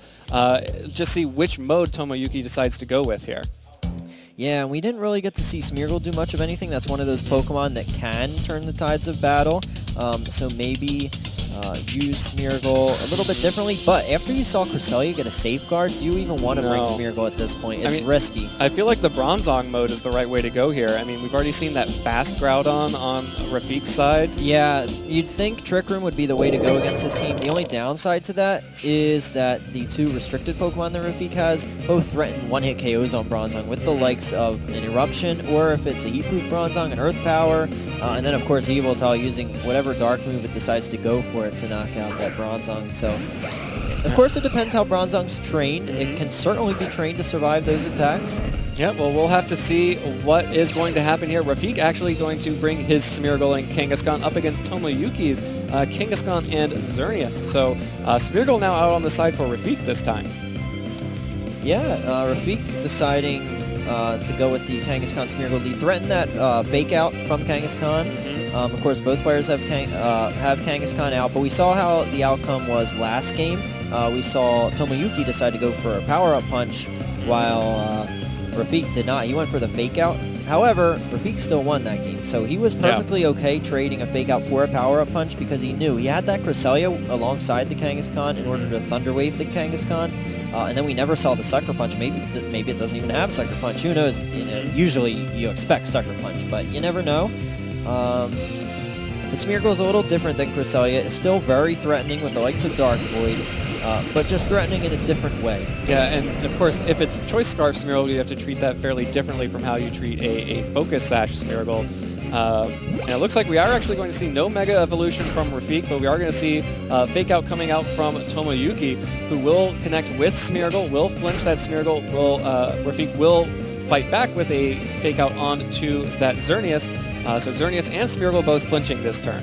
Yeah, so now Tomoyuki's Kangaskhan will move first since it Mega Evolved, while Rafiq's did not. He was hoping that maybe the Fake Out would target Kangaskhan, and then his Inner Focus would let him get a free Fake Out onto Xerneas, but usually it's always risky to Fake Out opposing Kangaskhan. You never want to go for that. That's just too risky. Yeah, without knowing their ability already, it's a huge risk. Yeah, it is. But now Smeargle certainly in KO range here. From just about anything. Just about anything, and Xerneas still threatening a Geomancy. Tomoyuki's definitely in a good spot here. I like his position.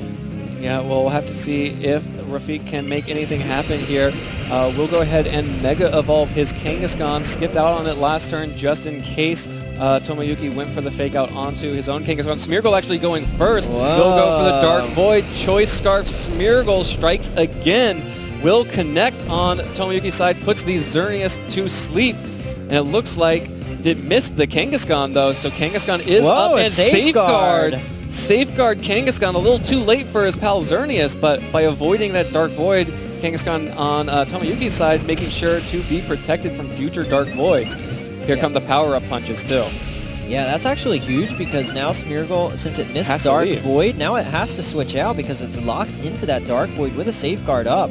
Now, the downside is Rafiq's Kangaskhan just got a power-up punch. It threatens knockouts on both of your Pokemon. And Xerneas is asleep. Xerneas is Geomancy asleep. boost off. Yep, so it's not all bad for Rafiq having to switch out that Smeargle. But At this point, he even has basically he gets knowledge that this Kangaskhan has safeguard. That's definitely good knowledge if he were to lose this game. Tomoyuki, on the other hand, gets the knowledge that the Smeargle is Choice Scarf. However, he's already down a game. He's at match point. Knowledge isn't as good once you're down one game because if you lose this game in exchange for gaining knowledge about your opponent's team, it's too late because you've already lost 2 games. Yeah, definitely. And if you lose 2 games here, that means you're out of the tournament. So have to see if Tomoyuki can make something happen now that his Kangaskhan is protected by that safeguard. Rafiq will switch out Smeargle, of course, not able to do anything anymore. Yveltal is the switch in here, so possibly risky because of how frail that Yveltal can be. You don't want to give that up super easily here. Looks like Kangaskhan, though, will switch, did its job with safeguard, so it will be a free switch in for the Yveltal, which is pretty big. Smeargle, though, out on the field for Tomoyuki. Kangaskhan going for the return onto Xerneas will pick up the KO there, getting a major threat off the field, but Tomoyuki's Smeargle here trying to do some moody things right now.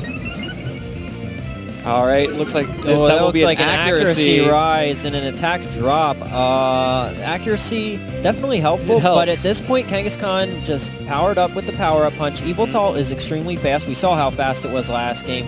And the Xerneas is already off the field. That is the one big counter to Yveltal. There's not really a whole lot left in Tomoyuki's team that can really deal with a boosted Kangaskhan and an Yveltal. His Smeargle, yeah, it got the accuracy boost, so it can't miss Dark Void. It doesn't have the speed boost. It doesn't have an evasion boost. There's not really a whole lot it can do. It's not going to have the ally to really do much of anything to take advantage of Smeargle's support since Xerneas is already gone. All right, well, Kangaskhan out on the field for Tomoyuki. Kangaskhan, if it can get some boosts, may be able to deal some damage here, but that Smeargle's going to need to do some work with that accuracy boost. If it has Focus Sash, it can survive an attack, well, even if it's but it'll need to Focus, outspeed. yeah, but even if it's Focus Sash, if Kangaskhan is the one to attack it, If the then Kangaskhan's first, yeah. Yeah, then it'll bypass that Focus Sash thanks to Parental Bond. Yeah, so unfortunately, the speed boost would have been what Tomoyuki really wanted there. But you know, that's just what happens sometimes when you play with Moody. You know, evasiveness would have worked in a pinch as well. Yep. We'll have to see if Smeargle can do anything here. Fake out pressure does exist now with Kangaskhan switching in, which can be a big deal. Maybe faking out that Kangaskhan to make sure that it's not able to get off an attack here. Yeah, I think fake out might be the best bet, and looks like, oh, we see Kangaskhan going for the fake out. Yep, Tomoyuki. Let's see if Smeargle goes for that Dark Void, and it won't miss if that's what he decided to go for. Yep, Kangaskhan is going to flinch. But Yveltal goes for the knockoff onto the Kangaskhan. Not enough. Not enough damage, so Smeargle that's now huge. Not taking any damage whatsoever. The Dark Void connecting. Kangaskhan still surviving, still has hit points, and Smeargle just put both of Rafiq's Pokemon to sleep. That's huge, and if this Smeargle has Transform, it can transform into either of these Pokemon. The Kangaskhan, of course, has a boost already. Yeah.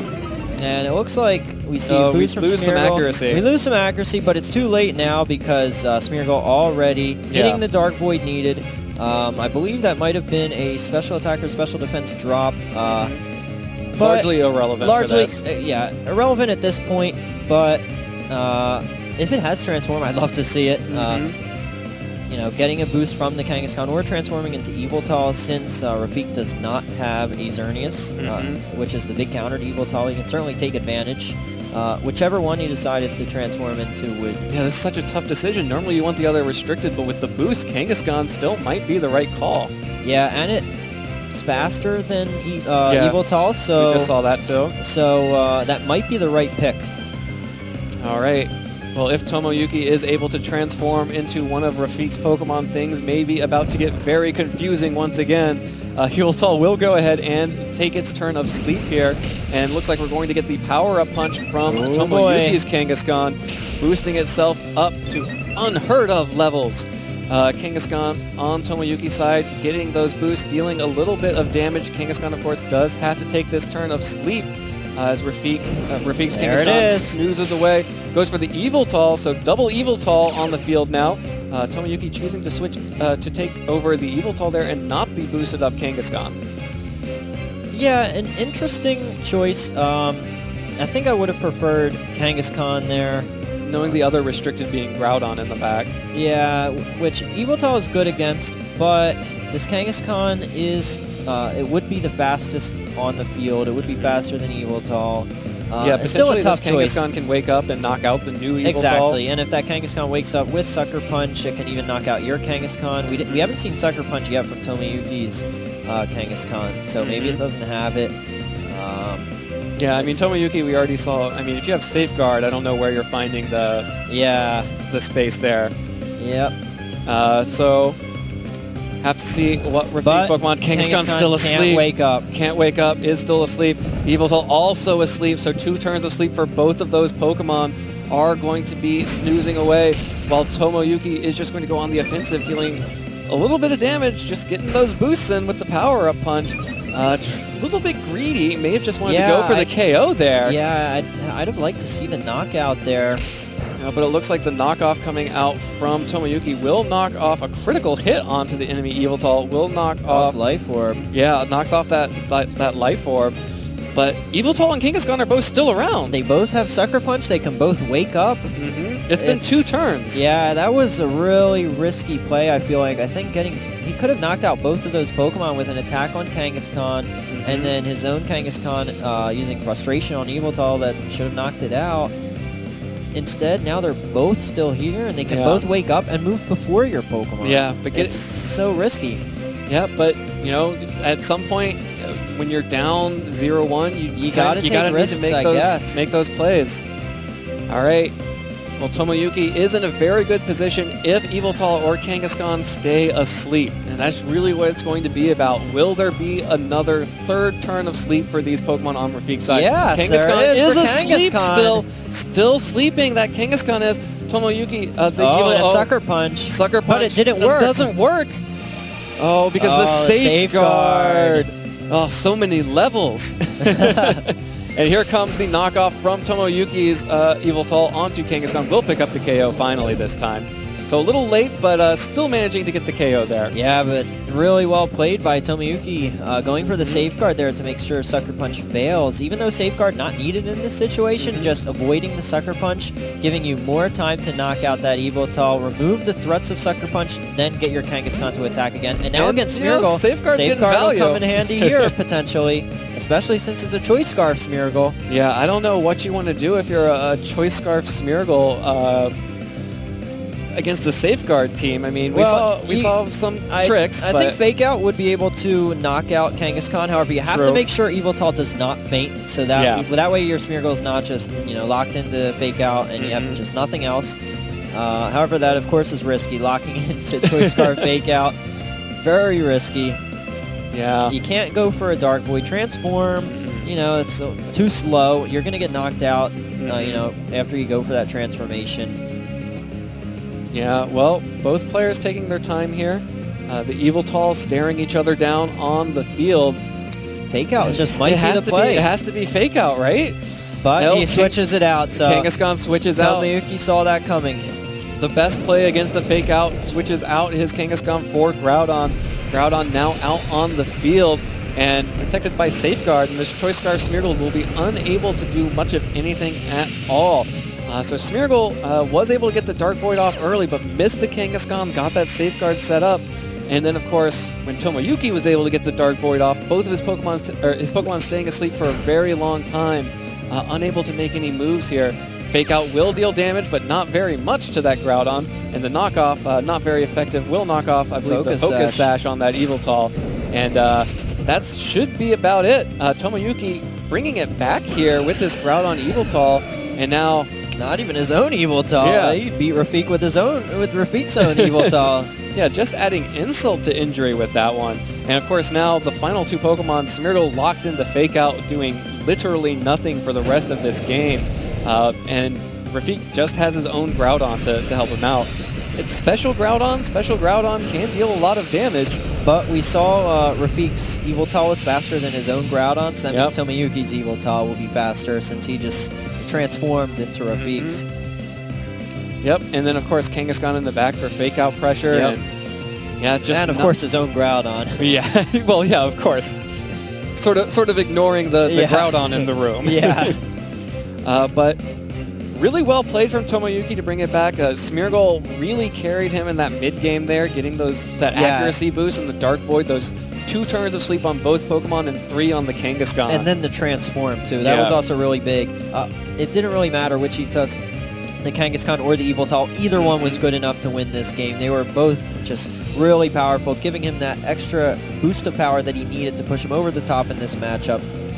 Yeah, and I'm really loving this this transform onto these Smeargle being able to deal a little bit of damage. Actually, not that much damage to that. Since it's a special Groudon. Yeah, but the Eruption not enough. 2 hit points left on the Evoltal, and here come the Precipice Blades from Tomoyuki. Will connect on Smeargle and Groudon, pick up the double KO. Tomoyuki's like, let me show you how it's done. Picks up the double KO. Tomoyuki brings it back, and we are going to Game 3. Oh, I'm so excited for this. Elimination Game 3s. You can't beat it. Yeah, this is the pinnacle of Pokemon play. Oh, yeah. Both of these players at their breaking point. They've played 8 rounds of Swiss, and now they have all comes one down game. to this one game. Just one game that will determine whether or not they get to keep playing or if they're going home a little early. Yep, and we've got Smeargles on each side. One of them has Moody. One of them's Choice Scarf. One of them. There's a lot of crazy things that could happen. Yeah, that is always an option here. So, really interesting play. Like I was mentioning, that Transform, I think, is one of the coolest techs that we're seeing on these Smeargle, because they can go from putting Pokemon to sleep. Once a Smeargle usually just wants to Dark Void, and then once it Dark Voids both of the opposing Pokemon, it's sort of just sitting around for a while. Right, and when it's not Dark Voiding, it wants to use more supportive moves like Follow Me, Fake Out, Crafty Shield, Wide Guard. You know, there's a lot of different things it can do, but when you're Choice Scarfed, you're locked into just one move. You lose a whole lot of flexibility. That's why it's seen as more of a best-of-one style Smeargle. It's a lot riskier. You pretty much have to be on point when using it with your predictions for what move to lock yourself into. Yeah. That's why you usually don't see Choice Scarf on Smeargle in these bigger competitions like various nationals, like the World Championships, but we have seen it a couple times here, and in the instances we did see it, it performed very well. The players were able to predict perfectly with it. Except that last one, of course, was a little too late for Smeargle to really come back. The Safeguard really just sealed the deal. That Safeguard on the Sucker Punch turn, not only to avoid the Sucker Punch, but then set himself up to make that Smeargle useless. It was just very, very well played from Tomoyuki. Yeah, I mean, the Choice Scarf Smeargle did its work early on, and I think Rafiq was able to hide the Choice Scarf pretty well. Yeah. But unfortunately, when that Dark Void missed the Kangaskhan, who was then able to set up Safeguard, that really ruined the Choice Scarf Smeargle. And you have to wonder if he doesn't have any of Barry's tricks, the switcheroo or anything like that. That was Smeargle's shot, and he blew it. Yeah, but at the same time, he did almost win. If that Dark Void would have hit the Kangaskhan, Rafiq may have won that game. So, maybe he's thinking he doesn't have to switch up anything. But if he does switch up something, it would have to be that Smeargle. Swapping it out for something he deems to be more reliable, more consistent for this Game 3. Yeah. Especially now that Tomoyuki knows it's Choice Scarf. Maybe now's the time to leave Smeargle on the bench. Yeah. But, he's got to be looking at how he did last game. If that Dark Void didn't miss, he'd have maybe won. I feel like there are 2 players in this Game 3 scenario. There's the player who will take those risks and think, hey, I'm in my elimination match. If I don't take these risks, I never will. Yep. And there are the players who say, I'm in the elimination match. I need to play as safely as possible. And I think if Rafiq brings the Smeargle, we'll know which player he is. Yeah, but at the same time, he is comfortable with the Smeargle, so maybe he does consider it to be the safe play. It's what he's brought each game so far. Maybe he's, used to just bringing Smeargle. Maybe he's okay, considering just doing what he did last game. But I'd love to see him drop the Smeargle. I think it's just such a best-of-one Pokemon. Yeah. The cat's out of the bag. I think you got to leave him on the bench this game. Swap him out with something else. I really want a better Intimidate Pokemon on Rafiq's team right now than the Manectric. Intimidate would be so big for Rafiq right now. We've seen this. Tomoyuki is focusing on getting these Kangaskhan real beefed up with their power-up punches. And Manectric has the Intimidate, but without Kyogre, there's no reason. Yeah, and it just doesn't have the damage for it. I'd love to see a Salamence there instead, because even a Mawile. Even a Mawile, something to threaten damage. Manectric just doesn't do that, especially not against Tomoyuki's team. Yeah. Unfortunate, because Manectric is one of my favorite Pokemon that we've seen as sort of these niche Pokemon here. And, of course, the Mega Manectric is very pointy, which is always a plus. Yeah, it's a pretty cool Pokemon. I like Mega Manectric. It's just, I wish he, could do more in this kind of matchup, do some damage, actually impact the game other than just his Intimidate. It's just... Although maybe the Intimidate will be worth it. Maybe, but the damage output is just not worth it. Against Groudon, Manectric can't do anything. Yeah. Against Xerneas, Manectric is a special attacker, so Xerneas, if it gets up to Geomancy, won't really care about Manectric at all, doesn't care about Intimidate. Even Kangaskhan, it gets intimidated, but Manectric still doesn't really do a whole lot. Manectric's frail, so even after Intimidate, Kangaskhan just does a whole lot of damage to it, especially after it gets a power-up punch. Yeah. Well, it looks like we are ready for Game 3 here. Of course, this is, again, an elimination match. Winner advances to Day 2. Loser has to go home a little bit early. Rafiq, sadly, on the right part of your screen. Tomoyuki Yoshimura on the left. We are looking at Rafiq's team, which we've talked about already. The Yveltal Groudon core, Kangaskhan, Manectric, Cresselia, and Smeargle up against Tomoyuki Yoshimura's Xerneas and Groudon, Kangaskhan, Smeargle, Bronzong, and Salamence. And I think for Tomoyuki, I feel pretty good about what he did last game, or how he played as well. Yep, Tomoyuki definitely played very well that game. A little bit greedy, but for the most part, it worked out. He played very well, though. Aside from that, one turn where he did get a little greedy. Other than that, he played, almost perfectly. But Rafiq, I'd love to see him swap the Smeargle for the Cresselia. That's what he brought in game number 1.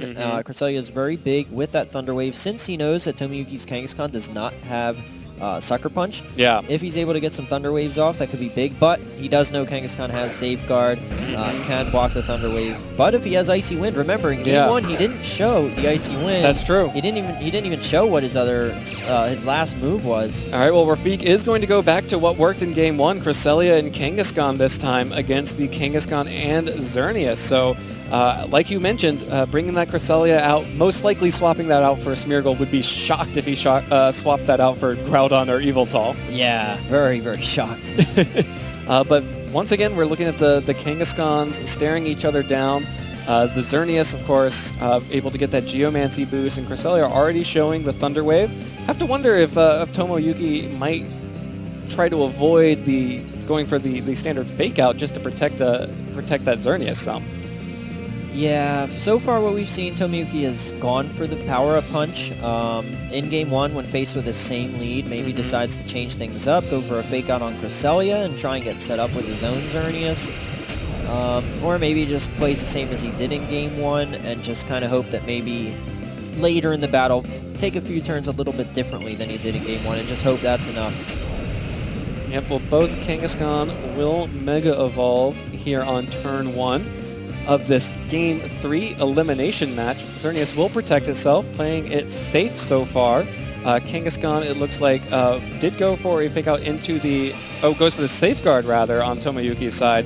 So Tomoyuki did go for the Safeguard. Great turn. Yeah. He protects from the Fake Out, and then gets the Safeguard up before Cresselia can move and, try and Thunder Wave something, so... Yeah, real great play there for Tomoyuki. Didn't take any damage, didn't get any status, and was able to protect himself from any status in the future.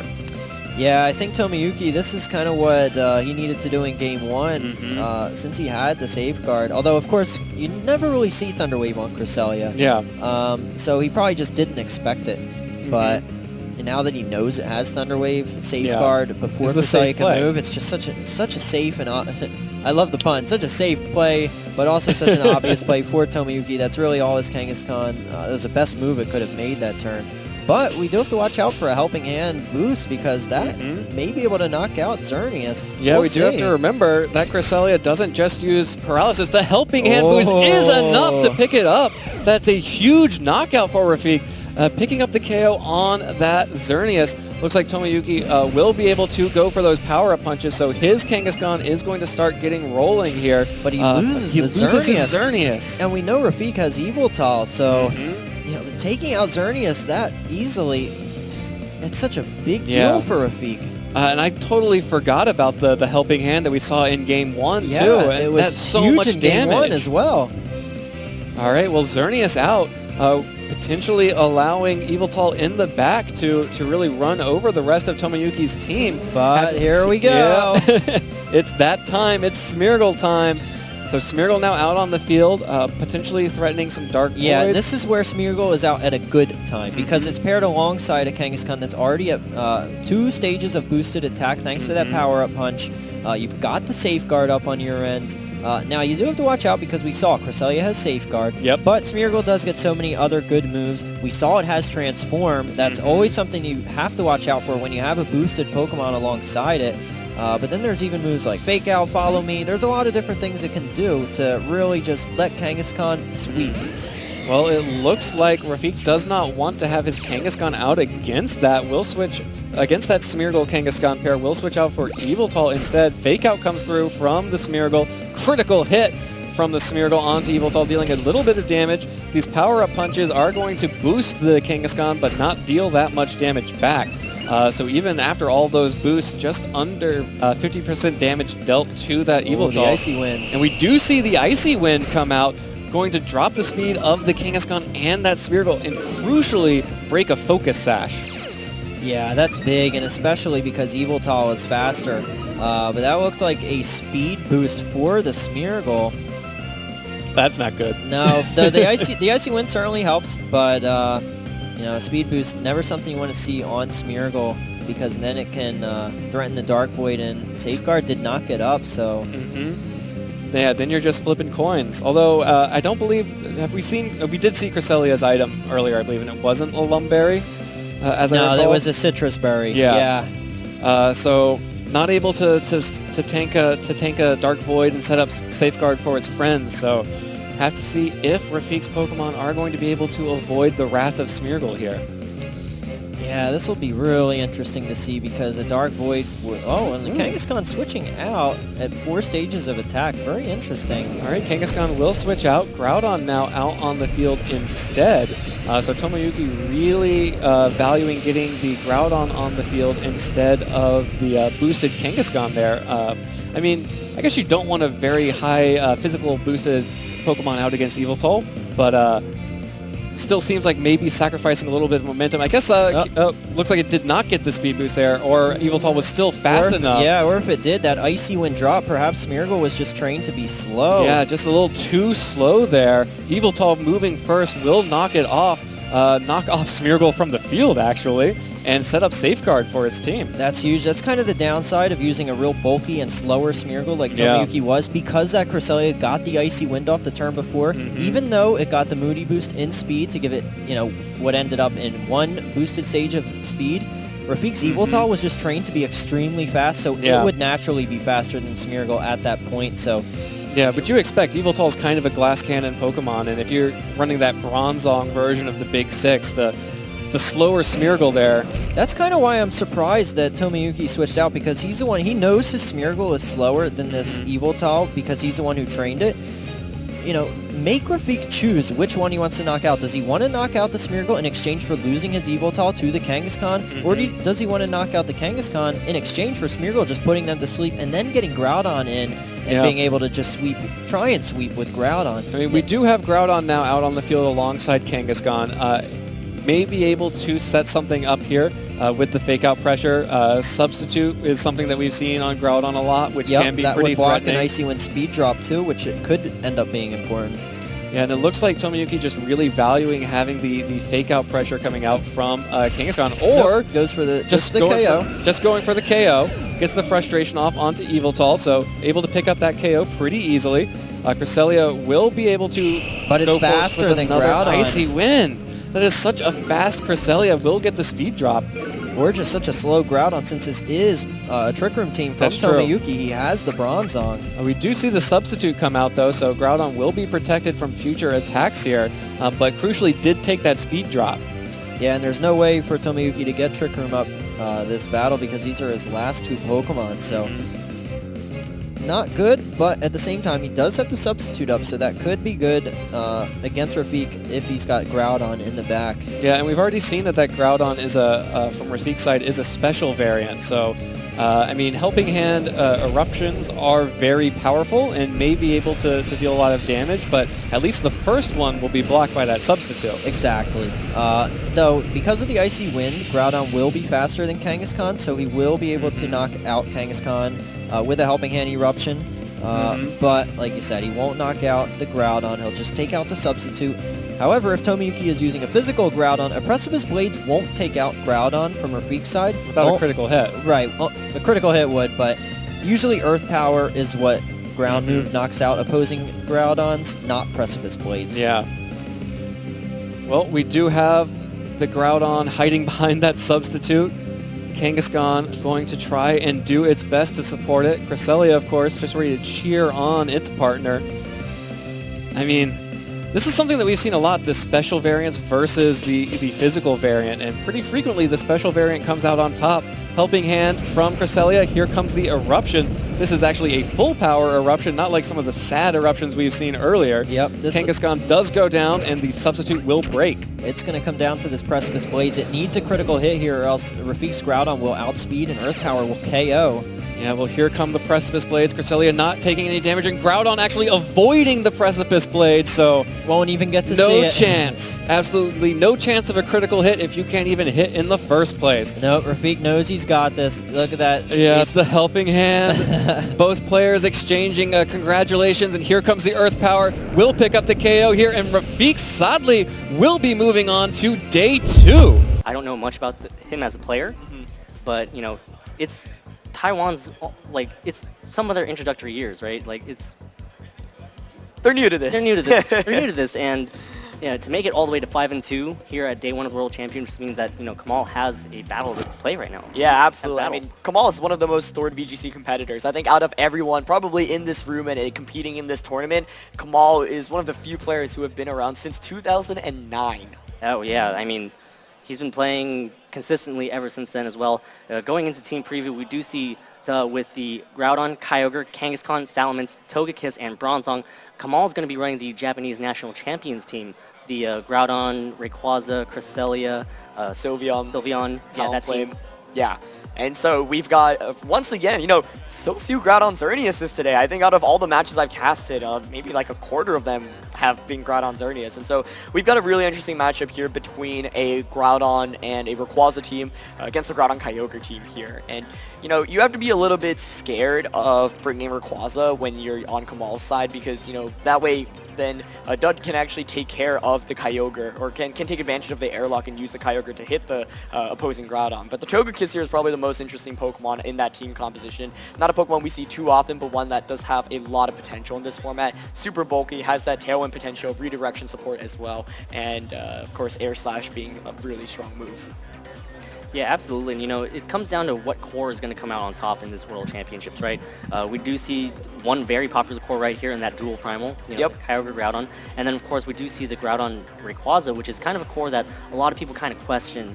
You know, it did win the Japanese National Championship, but at the same time, is it really that good of a core? Is it that strong of a core? Because it seems really counterintuitive. It does, and so we are going to be getting into this, the first elimination match that we'll be featuring on the stream. I hope everyone's excited, and you know, this is such a big match. Storied competitor, someone with so much history done to one of the newer kind of players to the scenes, representing a whole new country to VGC. Here we go, let's get into this match. And we do see Groudon and Kangaskhan leads right now out for duh, as Kamal going to go ahead and lead the same with the Groudon. I missed exactly what his partner was. We'll have to go ahead and see what that is. It is the Cresselia, so a very common core. Yeah, so Kangaskhan, Groudon, Cresselia. None of those are too surprising Pokemon coming out here. But we do see something important here that Kamal's Groudon Primal evolved second before, so right after does. But also, if you look at the HP stat of that Groudon, it looks like relatively low, so there's a decent chance that both of these Groudons are actually max speed. Yeah, and you know, that's one of the things about, you know, having these speed ties. If you go second, you kind of know exactly what the speeds are, but not necessarily if you go first, right? So does Groudon went first, and now looking at Kamal's Groudon, you're right, it is a low hit point stat, and that means that these Groudons are probably about the same speed. It might come down to a coin flip right on the first first turn. Yeah, absolutely. The Kangaskhan here, of course, threatens with Fake Out immediately. You could choose to Fake Out Cresselia, maybe fearing any speed control, Icy Wind, Thunder Wave, or Trick Room. We're actually going to see a switch from Kamal's end. And we do see Rayquaza come in right now, going to go ahead and bring that Airlock ability, as Kangaskhan's going to go ahead and Mega Evolve right here. No point in not Mega Evolving.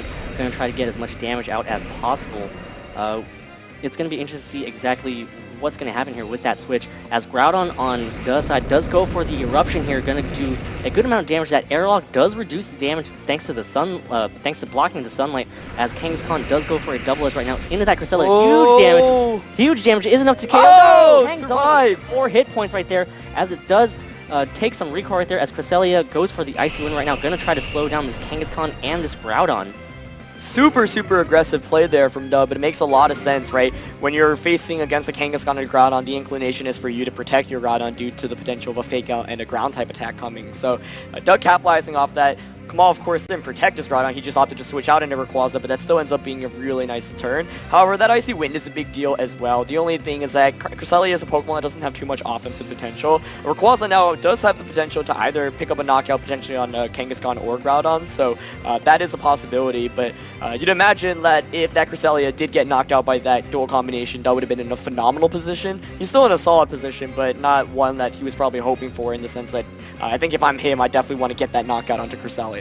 Absolutely, Aaron. And you know, this Rayquaza does exert a lot of pressure right now. Unfortunately for itself, it does not outspeed this Kangaskhan just yet, simply because that Kangaskhan got a little bit of a speed boost once it Mega Evolved, so might have to do a little bit of protecting here. Well, it did get hit with the Icy Wind. Icy Wind, yeah. That's right, as we do see Groudon go ahead and switch out. Not going to want to stay in, not going to want to take any attack from this Rayquaza, as we do see Bronzong come in right now, as Rayquaza does protect itself, not going to want to get knocked out by a Kangaskhan hit right here, as Cresselia goes for Grassnot. Going to connect into that Kangaskhan, not going to do that much damage, bringing it down to about 50%, as the double edge does go into that Rayquaza slot.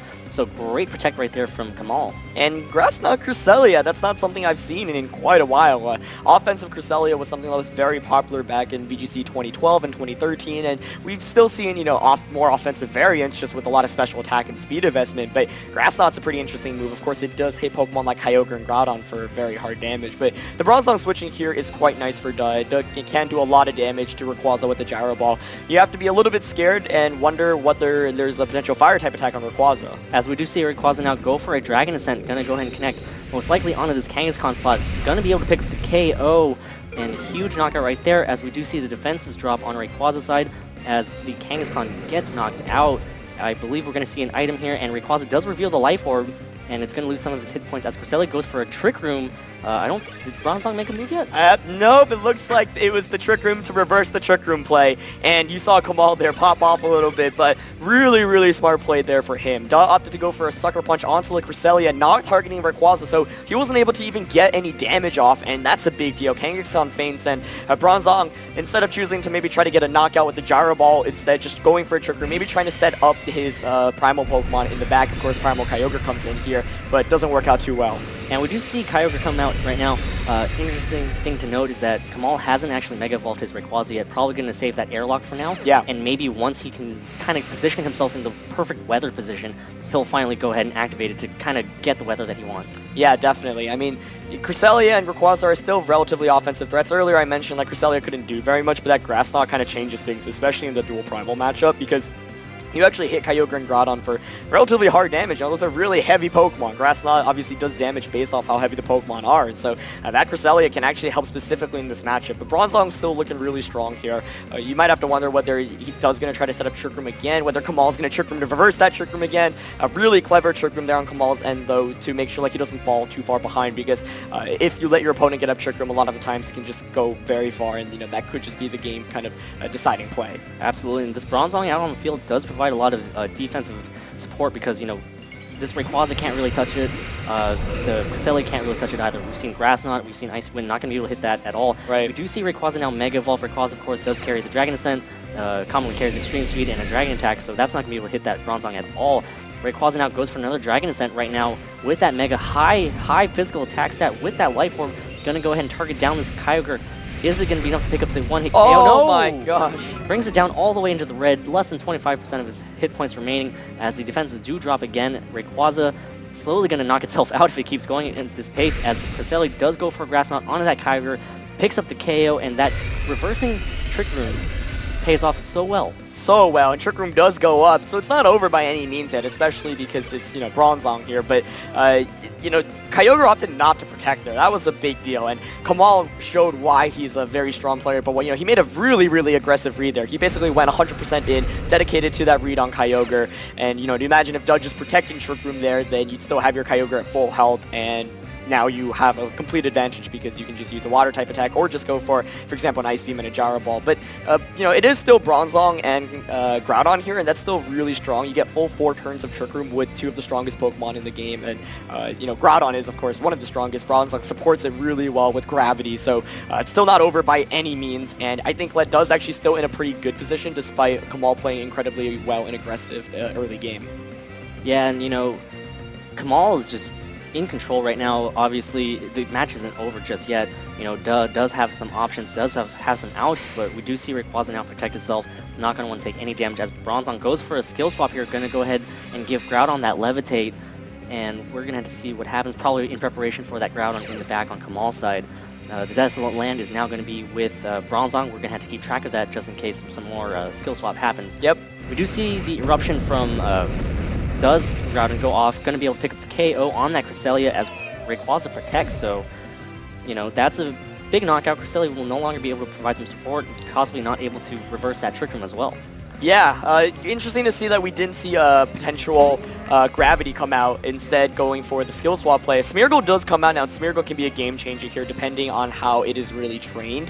Some Smeargles nowadays are built incredibly slow specifically for Trick Room matchups. Of course, the wide guard is also a very potential play you could make here because Groudon typically likes to rely on spread moves such as Eruption and Precipice Blade. So Kamal, conserving that Smeargle, it looked a little bit concerning given that Groudon looked really strong, but this Smeargle is a pretty good answer. It's really going to come down to its moveset and its speed and how it attacks relative to this Groudon. Rayquaza now going to switch, going to go ahead and reset those defense drops that it's already incurred. Groudon now going to come in, going to go ahead and exert a little bit of pressure here as the opposing Groudon does protect itself, not going to want to take. It is still Bronzong and Groudon here, and that's still really strong. You get full 4 turns of Trick Room with 2 of the strongest Pokemon in the game, and Groudon is, of course, one of the strongest. Bronzong supports it really well with Gravity, so it's still not over by any means, and I think Led does actually still in a pretty good position despite Kamal playing incredibly well and aggressive early game. Yeah, and Kamal is just in control right now. Obviously, the match isn't over just yet. Does have some options, does have some outs, but we do see Rayquaza now protect itself. Not going to want to take any damage as Bronzong goes for a skill swap here. Going to go ahead and give Groudon that Levitate, and we're going to have to see what happens, probably in preparation for that Groudon in the back on Kamal's side. The Desolate Land is now going to be with Bronzong. We're going to have to keep track of that just in case some more skill swap happens. Yep. We do see the Eruption from does Groudon go off. Going to be able to pick up the KO on that Cresselia as Rayquaza protects, so, that's a big knockout. Cresselia will no longer be able to provide some support, possibly not able to reverse that Trick Room as well.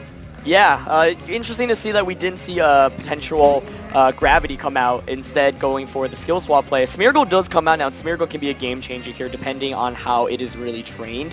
Some Smeargles nowadays are built incredibly slow specifically for Trick Room matchups. Of course, the wide guard is also a very potential play you could make here because Groudon typically likes to rely on spread moves such as Eruption and Precipice Blade. So Kamal, conserving that Smeargle, it looked a little bit concerning given that Groudon looked really strong, but this Smeargle is a pretty good answer. It's really going to come down to its moveset and its speed and how it attacks relative to this Groudon. Rayquaza now going to switch, going to go ahead and reset those defense drops that it's already incurred.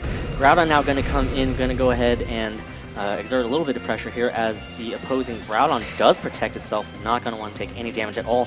As Bronzong goes for a Gyro Ball now, going to go ahead and attack and target down that Groudon slot, which was the Rayquaza, trying to pick up the KO there. As Smeargle goes for the Dark Void, going to go ahead and connect onto that Bronzong right now.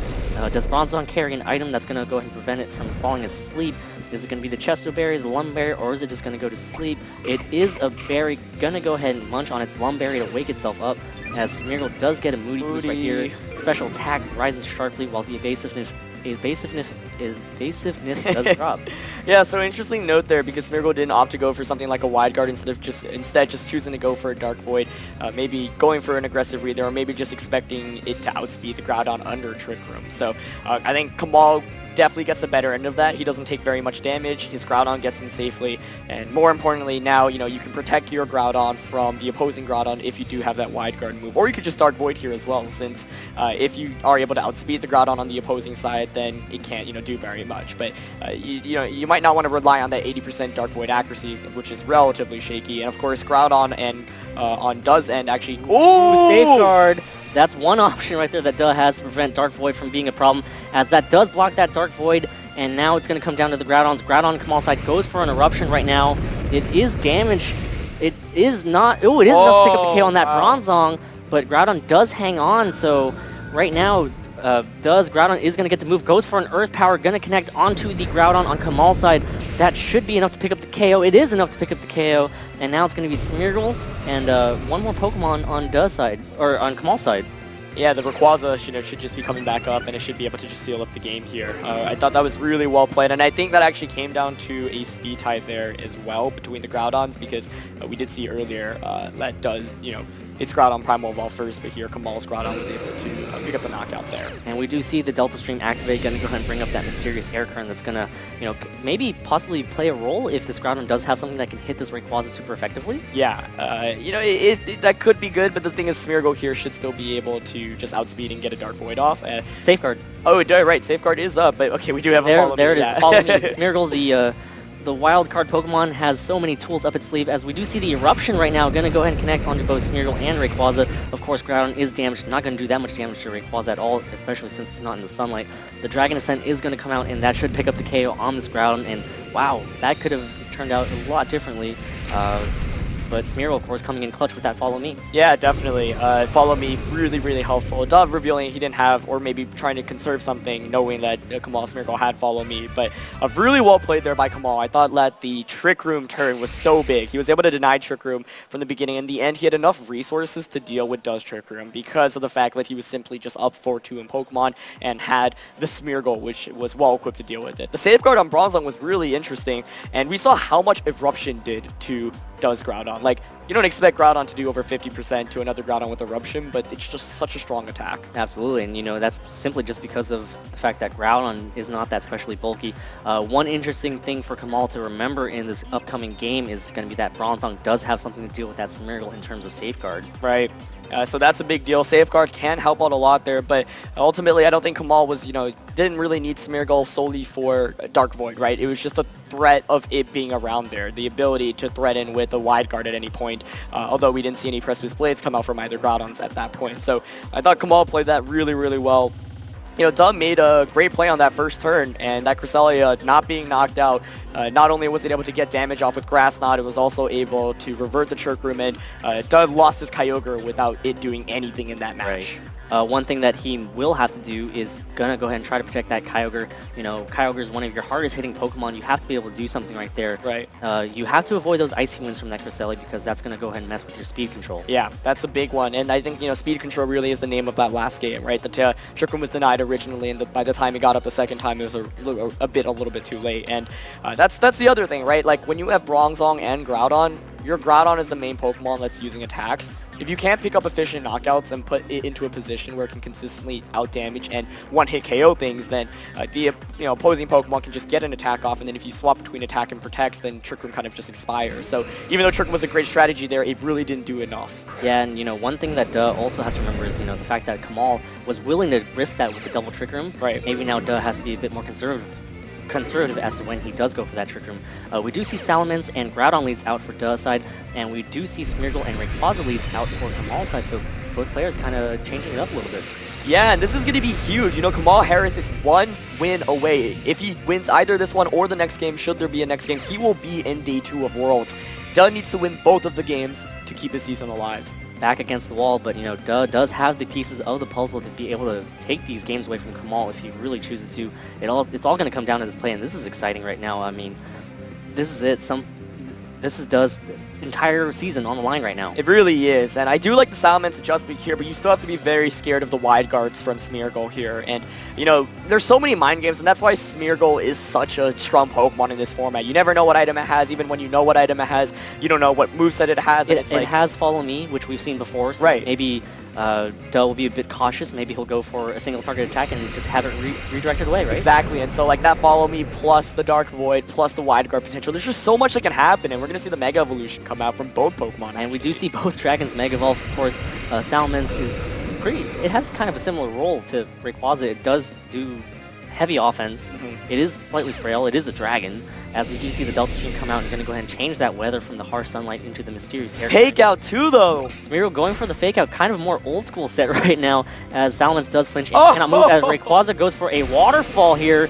Going to go ahead and target down this Groudon. Is enough to KO. It is not enough to KO, but we'll have to see what this Groudon decides to do. Oh! Waterfall does have a chance to flinch as Smeargle's defense goes ahead and rises sharply as the speed does drop. So huge flinch right there from that Rayquaza onto that Groudon. Absolutely, that's a heartbreaker there. You know, obviously was able to survive despite the 4-time super effective because of the Intimidate from Salamence, but you know, you have to wonder what Duh was going for with this Groudon there, whether he was trying to target Smeargle or maybe had an attack to hit Rayquaza, but it's never nice to get flinched in. You know, Waterfall not really used for the flinch potential, but that, you know, small chance coming out, and I think if you're Kamal, you're feeling really good. And we also saw that Fake Out. Fake Out and Follow Me are moves that obviously can be used on Smeargle, but I don't think are nearly as common as other moves such as Crafty Shield, Wide Guard, Dark Void, Spiky Shield. Yeah, absolutely, and you know, that was essentially a free turn right there for Kamal to just get damage off. And have his Rayquaza be able to have a speed boost over that Groudon. Of course, Salamence does also get a speed boost as well. Right, but here, you know, the scary thing is you could potentially just go for an Extreme Speed and a Dark Void. Smeargle being as slow as it is means that if it Dark Voids the Salamence, Salamence has to take a guaranteed turn of sleep this next turn. And we do see Groudon protect itself as Rayquaza goes for an Extreme Speed here into that Groudon's Protect. Ooh, Salamence with the Draco Meteor, a move that we don't see too often. Going to go ahead and pick up this one-hit KO on this Rayquaza right now. A lot of players opt to drop Draco Meteor for Tailwind instead. But, you know, kind of pulling out the surprises, pulling out all the stops right now. Smeargle does get one free turn here, most likely going to go for the Dark Void. The Mysterious Air Current does disappear, and Smeargle does go for the Dark Void, does connect onto the Salamence right now. Its speed is still currently at one stage of reduced speed, but if it's carrying a Focus Sash, it's still intact. So it's going to be a tough spot right now for Duh to try to get out of this, as the Moody Boost raises the special attack, and we do see a defense drop from Smeargle. So I think if you're Duh, you feel at least a little bit better, right? That first turn played out as poorly as possible. You didn't get any damage off, your Groudon got flinched, and it's near KO range. And instead, this next turn, at least you're able to knock out the Rayquaza and not really take any damage. The only thing that happened was that your Salamence fell asleep. Now, Salamence falling asleep is a big deal, but at least it's not the end of the world. You got rid of one of the largest offensive threats, and if you're Duh, you also now know that the Rayquaza does have that Life for Waterfall, so that's something that you can use to your advantage in the future games. You're right, and you know, looking at these two Pokemon out on the field for Kamal's side, you see the Cresselia, we see the Smeargle.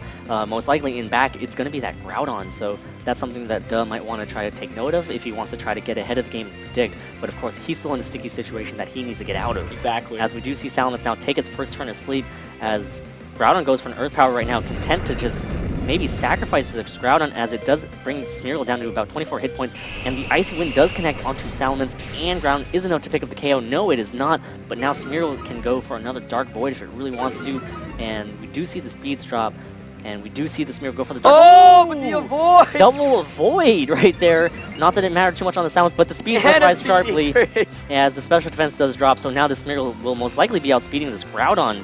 It is actually going to outspeed this Groudon because of the Icy Wind and the essentially one stage of increased speed. Yep. I saw Kamal having a cheeky laugh there, so, you know, in good sport there. And here's the interesting thing, right? We saw Icy Wind against that Salamence, and despite Cresselia having offensive attacks and Icy Wind and Grass Knot, it wasn't enough to put it in KO range. I don't think another one will knock it out, so Salamence could wake up this next turn. I think Duh played it smartly, knowing that, okay, I'm just going to stay in, I'm not going to allow him to get a Dark Void if I switch out. I'm just going to burn a Sleep Turn and hope like he doesn't have a way to do too much damage to Salamence, and that was the case. Groudon was able to hang on too. Now if you're Duh, you have to make the important decision. Do you sacrifice the Groudon just by, you know, letting Cresselia knock it out? Do you protect it, or do you switch it out? You know, you probably don't want to switch it out because of the fear of Dark Void, and anytime something falls asleep without taking a turn of sleep that turn, you know, you have to basically waste a turn. So it does opt to protect here. And we do see Groudon protect, you're right. Great call right there, just to make sure this Icy Wind is double target instead of single target, as we do see it connect onto the Salamence. Should not be able to pick up the KO right there. Salamence hangs on as we do see the speed drop. Smeargle Does it wake now, up? It Salamence does! does go for the wake up. Goes for a double edge right now. Gonna go ahead and target down this Cresselia as it might, nope. Oh, it knocks itself out from it, the recoil damage. So right now he gets one switch with 2 Pokemon that are still awake. So momentum right here. A lot of momentum, and I think as Accuracy gets the rising, accuracy increase. as we do see a special defense drop. Right, I think a testament is, even though it looked really good for Kamal on turn 1, part of the reason why Duh was able to get back into this game is because he had 2 Pokemon that were constantly threatening offensively, whereas like Cresselia and Smeargle can only do so much in terms of damage. Yeah, and we do see Bronzong come out. Of course, we've seen the Safeguard, which is going to come into play. We've seen the Lumberry, so it has a way to get around the Smeargle right now. So Kamal kind of in a tough spot in terms of offensive presence. Yeah. But at the same time, you know, there is one more Pokemon back in Duh's side. It's probably going to be the Kyogre, so Yeah. it's going to come down to whose weather is going to come out first. Yeah, I mean, we're going to have some weather wars, I think, between the Kyogre and the presumed Groudon on Kamal's end. And then we've got Cresselia and Bronzong, two of the Pokemon that can support that with Skill Swap. The thing you just mentioned was the Safeguard. That Safeguard actually can help out a lot, because now after you get that Safeguard up, you don't have to worry about Dark Void, nor do you have to worry about Bronzong falling asleep after proccing its Lumberry from the first Dark Void. And a Trick Room is possible too, as Icy Wind avoids. The Groudon does avoid that, as we do see a little bit of chip damage onto that Bronzong right now. Gonna go ahead and slow its speed down, power up some Gyro Balls while we're at it. Smeargle now goes for the Dark Void, gonna go ahead and connect onto some Pokemon. We're gonna have to see exactly who it connects with. Does connect with that Groudon right there. Gonna go ahead and put it to sleep, as we do see Bronzong go to sleep as well, but we've already seen the Lumberry. It's gonna go ahead and activate. And now what is Bronzong gonna do? Trick Room or just go straight for the Safeguard, as we do see Groudon take its first turn of sleep right there, and we do see the Trick Room come up.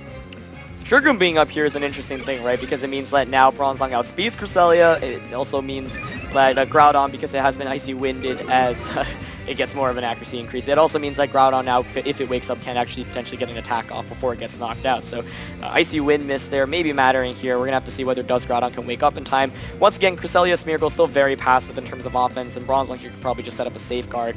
But then you still have to deal with the fact that you're, I mean, like, then it comes down to Skill Swap, right? If both players are running Skill Swap and this Groudon presumably in the back, what's on Kamal's side. And we do see Groudon come in right now. You're right. Bronzong does have access to Skill Swap, so does Cresselia. I'm not necessarily sure if Kamal does carry Skill Swap, but it's going to come down to whose weather's going to reign supreme. Right. Is it going to be rain, or is it going to be the harsh sunlight? Yeah. And we do see Groudon Primal Vert going to go ahead and bring out that harsh sunlight. It's going to be close. This is coming down to the wire right now, with Duh's Tournament Life on the line, as the Gyro Ball does come out, does connect onto that Smeargle slot that is now the Groudon. Does a good amount of damage actually for a Gyro Ball into a Groudon, as Groudon does take its second turn of sleep right now on the other side. And the Trick Rooms are reversed, so this is a tough spot right now for Duh.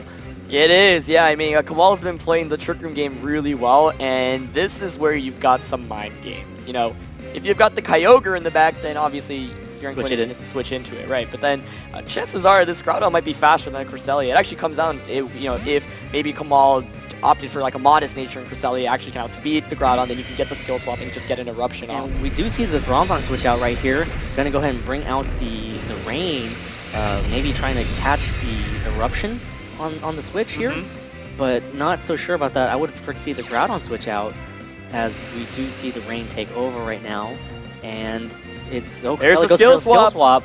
Gonna go ahead and Skill Swap onto the Groudon right now. Gonna activate the Sunlight again, as we do see Groudon now get Levitate. This is a dangerous spot right now for Duh, as Groudon does go for an Eruption right now in the Sunlight. Of course, Kyogre doesn't mind that too much, but at the same time, now Bronzong will probably get knocked out from an Eruption. Yeah, that's all it takes, right? So Kamal's been running a special variant of Groudon. We haven't seen Precipice Blades, and typically that means that your matchup against Kyogre is a little bit worse, because you don't have Precipice Blades and Kyogre's natural special defense is really high. But now Bronzong is out, and there's no way to really stop the Eruption coming from Groudon. So if you're Kamal, you might just be content to use another Eruption, unless Duh's got something up his sleeve with this Bronzong. We already saw the Lumberry, so there's no potential Huckleberry. And we've already seen the Grass Knot from Cresselia, so this Cresselia can also chip away at this Kyogre at some point. Absolutely. And we do see now Kyogre protect itself, not going to want to take any damage at all, but this Eruption is going to come out right now. Cresselia does go for a Grass Knot, going to target down that Bronzong slot right now, going to get as much chip damage as possible, put it into range for Eruption. Groudon now goes for the Eruption, is enough to pick up the KO on this Bronzong. I believe it should be enough, as it does pick up the KO, And that might do it for Duh here at day 1 of the World Championships, but Kamal Harris one step closer to going to day 2. Yeah, going for that grass knot onto the Bronzong too, just making sure it has that little bit of extra damage, and really thinking, okay, does Kyogre is going to protect? He has to protect in Trick Room here if he has a chance. So Kamal Harris! These players are multi-regional champions. Here they are on the big stage of the World Championships as we go into team preview right now. Trista off-screen going to be running that Raichu, Groudon, Bronzong, Rayquaza, Venusaur, and Slowbro team that we've seen a lot of ever since the United States National Championships. Michael Lanzano using a bit more of a standard team with that Kangaskhan, Smeargle, Bronzong, Salamence, Groudon, and Xerneas. This is going to be an interesting matchup. We finally see, that Groudon Xerneas kind of a popular big B core, supported by Bronzong as the main means of speed control. And Trista here obviously using a very eccentric team in terms of Pokemon. We do have the Bronzong mirror match, right? Both players are using Bronzong. You always have to think very hard whether you want to bring your Bronzong or not. Of course, both players do have that Groudon as well. Xerneas is obviously always a very, very big threat, but Trista does have a couple ways to deal with it. Mega Venusaur is actually a super interesting Pokemon here. Has a pretty optimal matchup against Kangaskhan and against the Xerneas. Can help out, can take advantage of Groudon Sun as well. Salamence, of course, can easily knock it out with Double Edge, so you do have to be careful of that. So both players have so many options here, and it's going to come down to, do they bring their Bronzong? How well do they play around their restricted Pokemon, specifically Groudon? Yeah, Trista's going to have to be a bit careful as to when she actually chooses to Mega Evolve that Venusaur.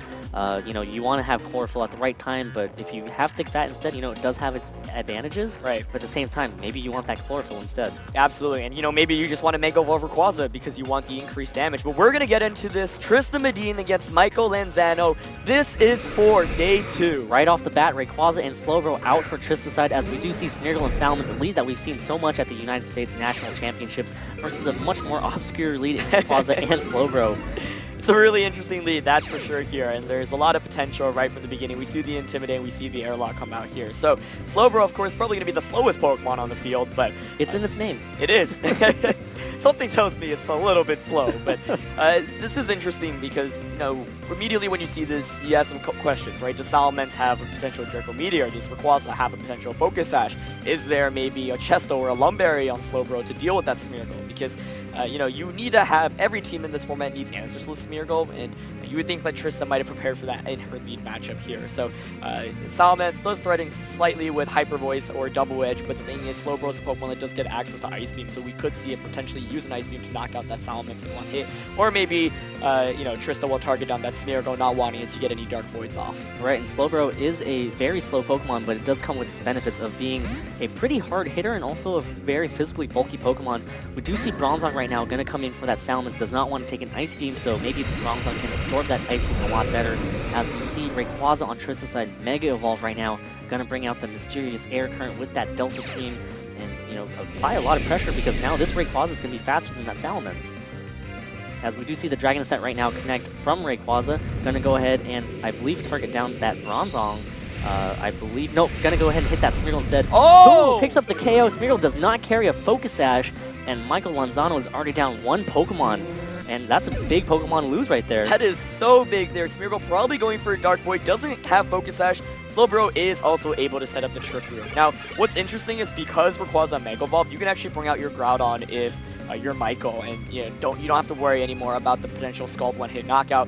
Of course, one way you can play around that if you're Trista, switch the Rayquaza out and back in, but a lot of important information there. Despite the Intimidate, that Rayquaza is still able to pick up the one-hit knockout onto the Smeargle, and it doesn't have Focus Sash, so that's really important. That's a calc that I think that Trista would be pleased to know. Knowing that Smeargle doesn't have Focus Sash allows you to play a lot more aggressively, right? Because no longer do you have to double target it into it to pick up a knockout. You can just use one Pokemon that has a really strong attack and allow it to, really finish it off. So a really great turn 1 there, and Slowbro actually has a really great matchup against both Groudon and Salamence, but still Trista needs to play accordingly, right? She can't take too much damage. She probably wants to get the Rayquaza back in so that Slowbro can use that Scald or any water type attack against Groudon, but doing that might be a little bit difficult. Yeah, and we do see Groudon switching right now, going to go and revert, change the weather into the sunlight, which is a bit more advantageous for Michael right now. The Trick Room, it's kind of a double-edged sword, right? Yeah, Right now, this Bronzong can easily threaten with Hypnosis, can easily support this Groudon with Gravity. That Trick Room, you know, Trista's probably thinking to herself, maybe I shouldn't have set up Trick Room right there. Right, and the idea is like if you don't set up Trick Room, then either Salamence comes back in which Slowbro can just maybe use an Ice Beam against it, or Groudon comes in and your Rayquaza outspeeds it, right? So, like you said, yeah, a little bit of a double-edged sword here, and we are going to see Rayquaza switch out. Really wants to conserve its abilities so that Slowbro can potentially once again get a Scald off in the future. And we do see Bronzong come in right now as Slowbro goes for an Ice Beam, content to stay in and just slowly chip away at this Groudon, doing about 20% right there as Bronzong does go for a Gravity. Now these Bronzongs will not be able to stay afloat as we do see, yeah, oh, okay, so we do see the Precipice Blades connect onto Trista's Bronzong and Slowbro, doing enough damage to pick up, yeah, the KO right there on Bronzong with a critical hit. Not exactly sure if that mattered. It was going to be close, but Slowbro, of course, with a lot of physical bulk.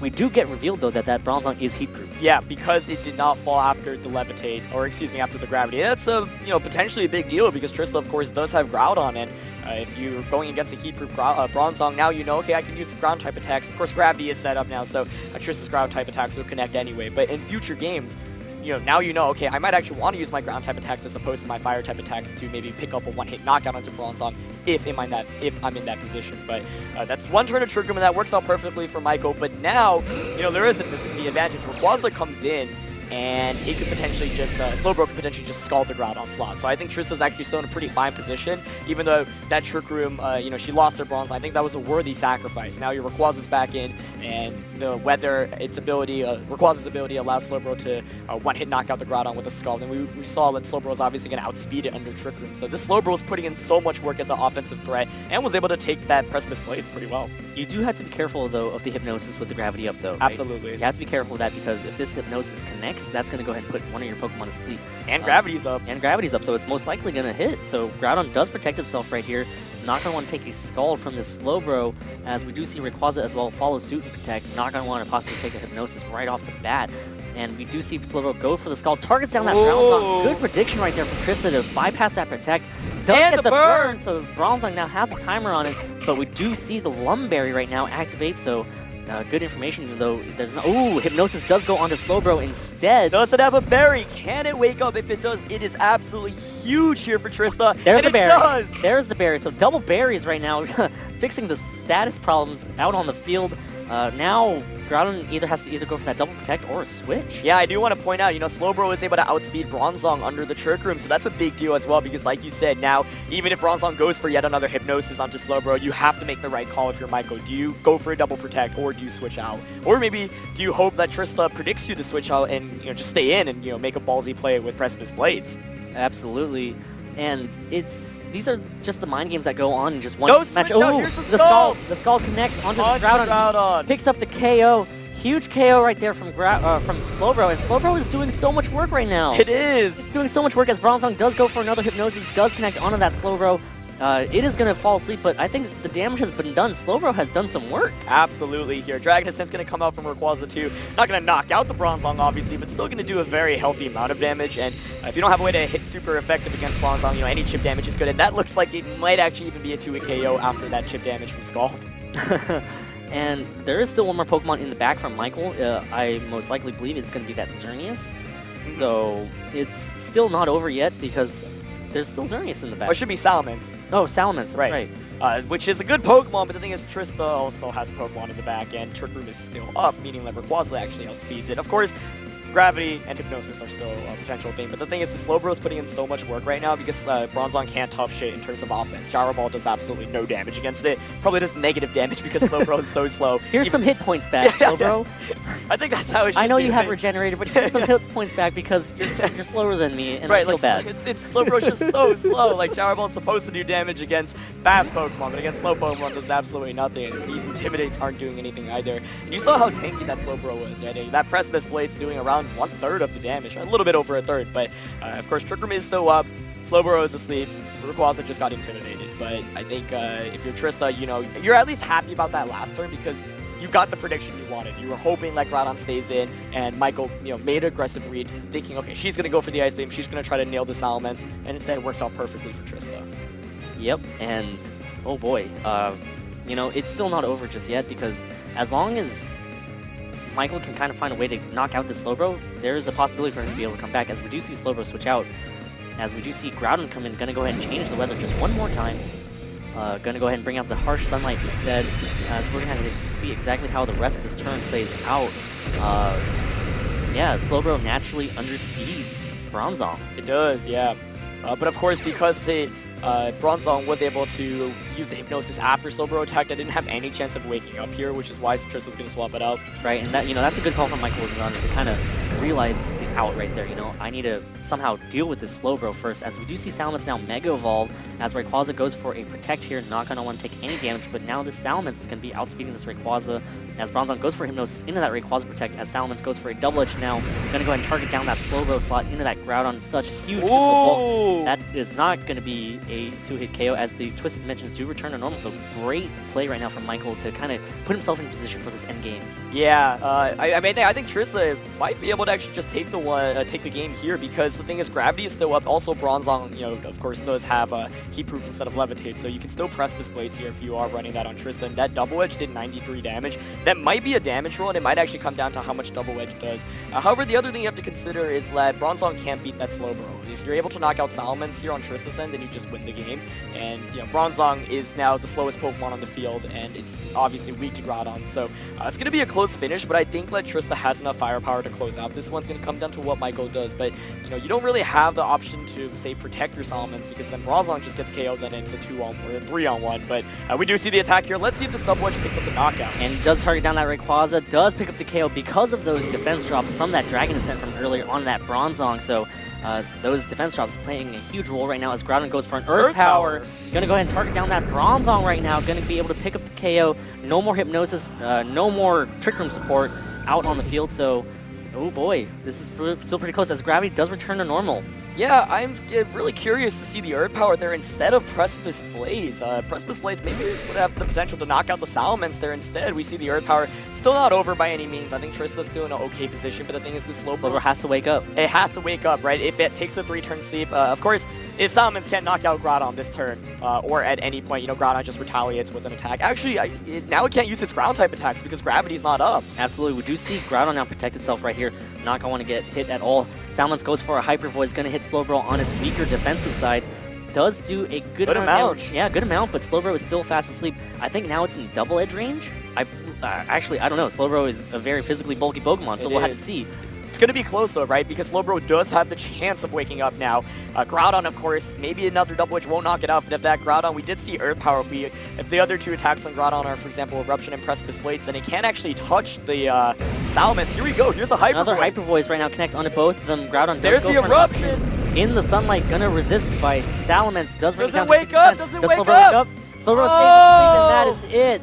Unfortunate for Trista right there. That Slowbro really needed to wake up, but it's taking a very peaceful nap. Wow. I know. Wow. I know. Michael Lozano barely pulling this one out from out of nowhere, really. This Slowbro I thought was going to be able to set up for the sweep, but unfortunately for Trista, the Slowbro and Groudon just do not have enough firepower. And, that's why Salamence is such a good Pokemon in this format of, Hyper Voice does so much damage, especially against that Groudon. And that's really important knowledge, I think, for Michael, too, that the Groudon doesn't have a way to hit Salamence if Gravity isn't up. And that's why, I don't know if that Precipice Blades would have knocked out that Salamence, but it would have come pretty darn close, or maybe even an Earth Power target into it. Instead, I think Trista would probably have forgotten about the Gravity there, because if you just Precipice Blades, you still pick up the knockout on the Bronzong, and you get the damage onto Salamence. Right. Even then, I feel like, yeah, a smarter play would have been to target down that Salamence, either with the Earth Power or with the Precipice Blades. Right. Maybe she forgot about Gravity. Maybe she just thought that Slowbro could be able to pull this one out, Right. maybe survive some more attacks. But the way it just aligned was just perfect for Michael. Yeah, I think if you're Trista, you can allow this to frustrate you, though, right? Like, I felt like Trista had the upper end almost for the majority of the game, and it just kind of slipped away in that last couple of turns where Salamence was able to just do so much damage so quickly. And it was actually a really smart play to go for the Double Edge there onto the Rayquaza, because Rayquaza was most likely going for a Dragon Ascent onto the Salamence that turn. And once again, if Salamence faints, then Slowbro wins the game. So Slowbro putting in a lot of work there, but unfortunately, because they did fall asleep, and even though Trista made the right call there, going for the Scald onto Groudon as opposed to the Ice Beam prediction, ultimately wasn't able to close it out because that Salamence was able to stay so healthy despite Gravity being up. And I think if you're Mike, you definitely have to acknowledge that fact, right? Like, hey, Salamence is really good against their Groudon if Gravity isn't up. Like, she can Eruption me, but if I outspeed her and get that extra damage off, that does even less damage. And so I think that's something that Jive or Michael has to definitely keep in mind because of the fact that Groudon's so good, right? But if you have that one Pokemon that can really threaten it and shut it down, that gives you a huge advantage. A lot of missed opportunities right there from Trista. That game was essentially hers. Being able to pick up that knockout on that Smeargle turn 1, yeah, that was huge. That is good information for Trista coming into game 2, though. That Smeargle does not carry the Focus Sash. Yeah, absolutely. I can hit it with one thing and probably knock it out. Exactly. So Mike, as a result, maybe he's not going to bring it, knowing that, okay, it kind of just fainted and did nothing that first game. And we do see Kangaskhan Just kidding. and Smeargle. There it is. There it is, Aaron. That's a Smeargle right there on the foot, as we do see Rayquaza and Slowbro come out for Trista's side. The exact same leads right there for Trista.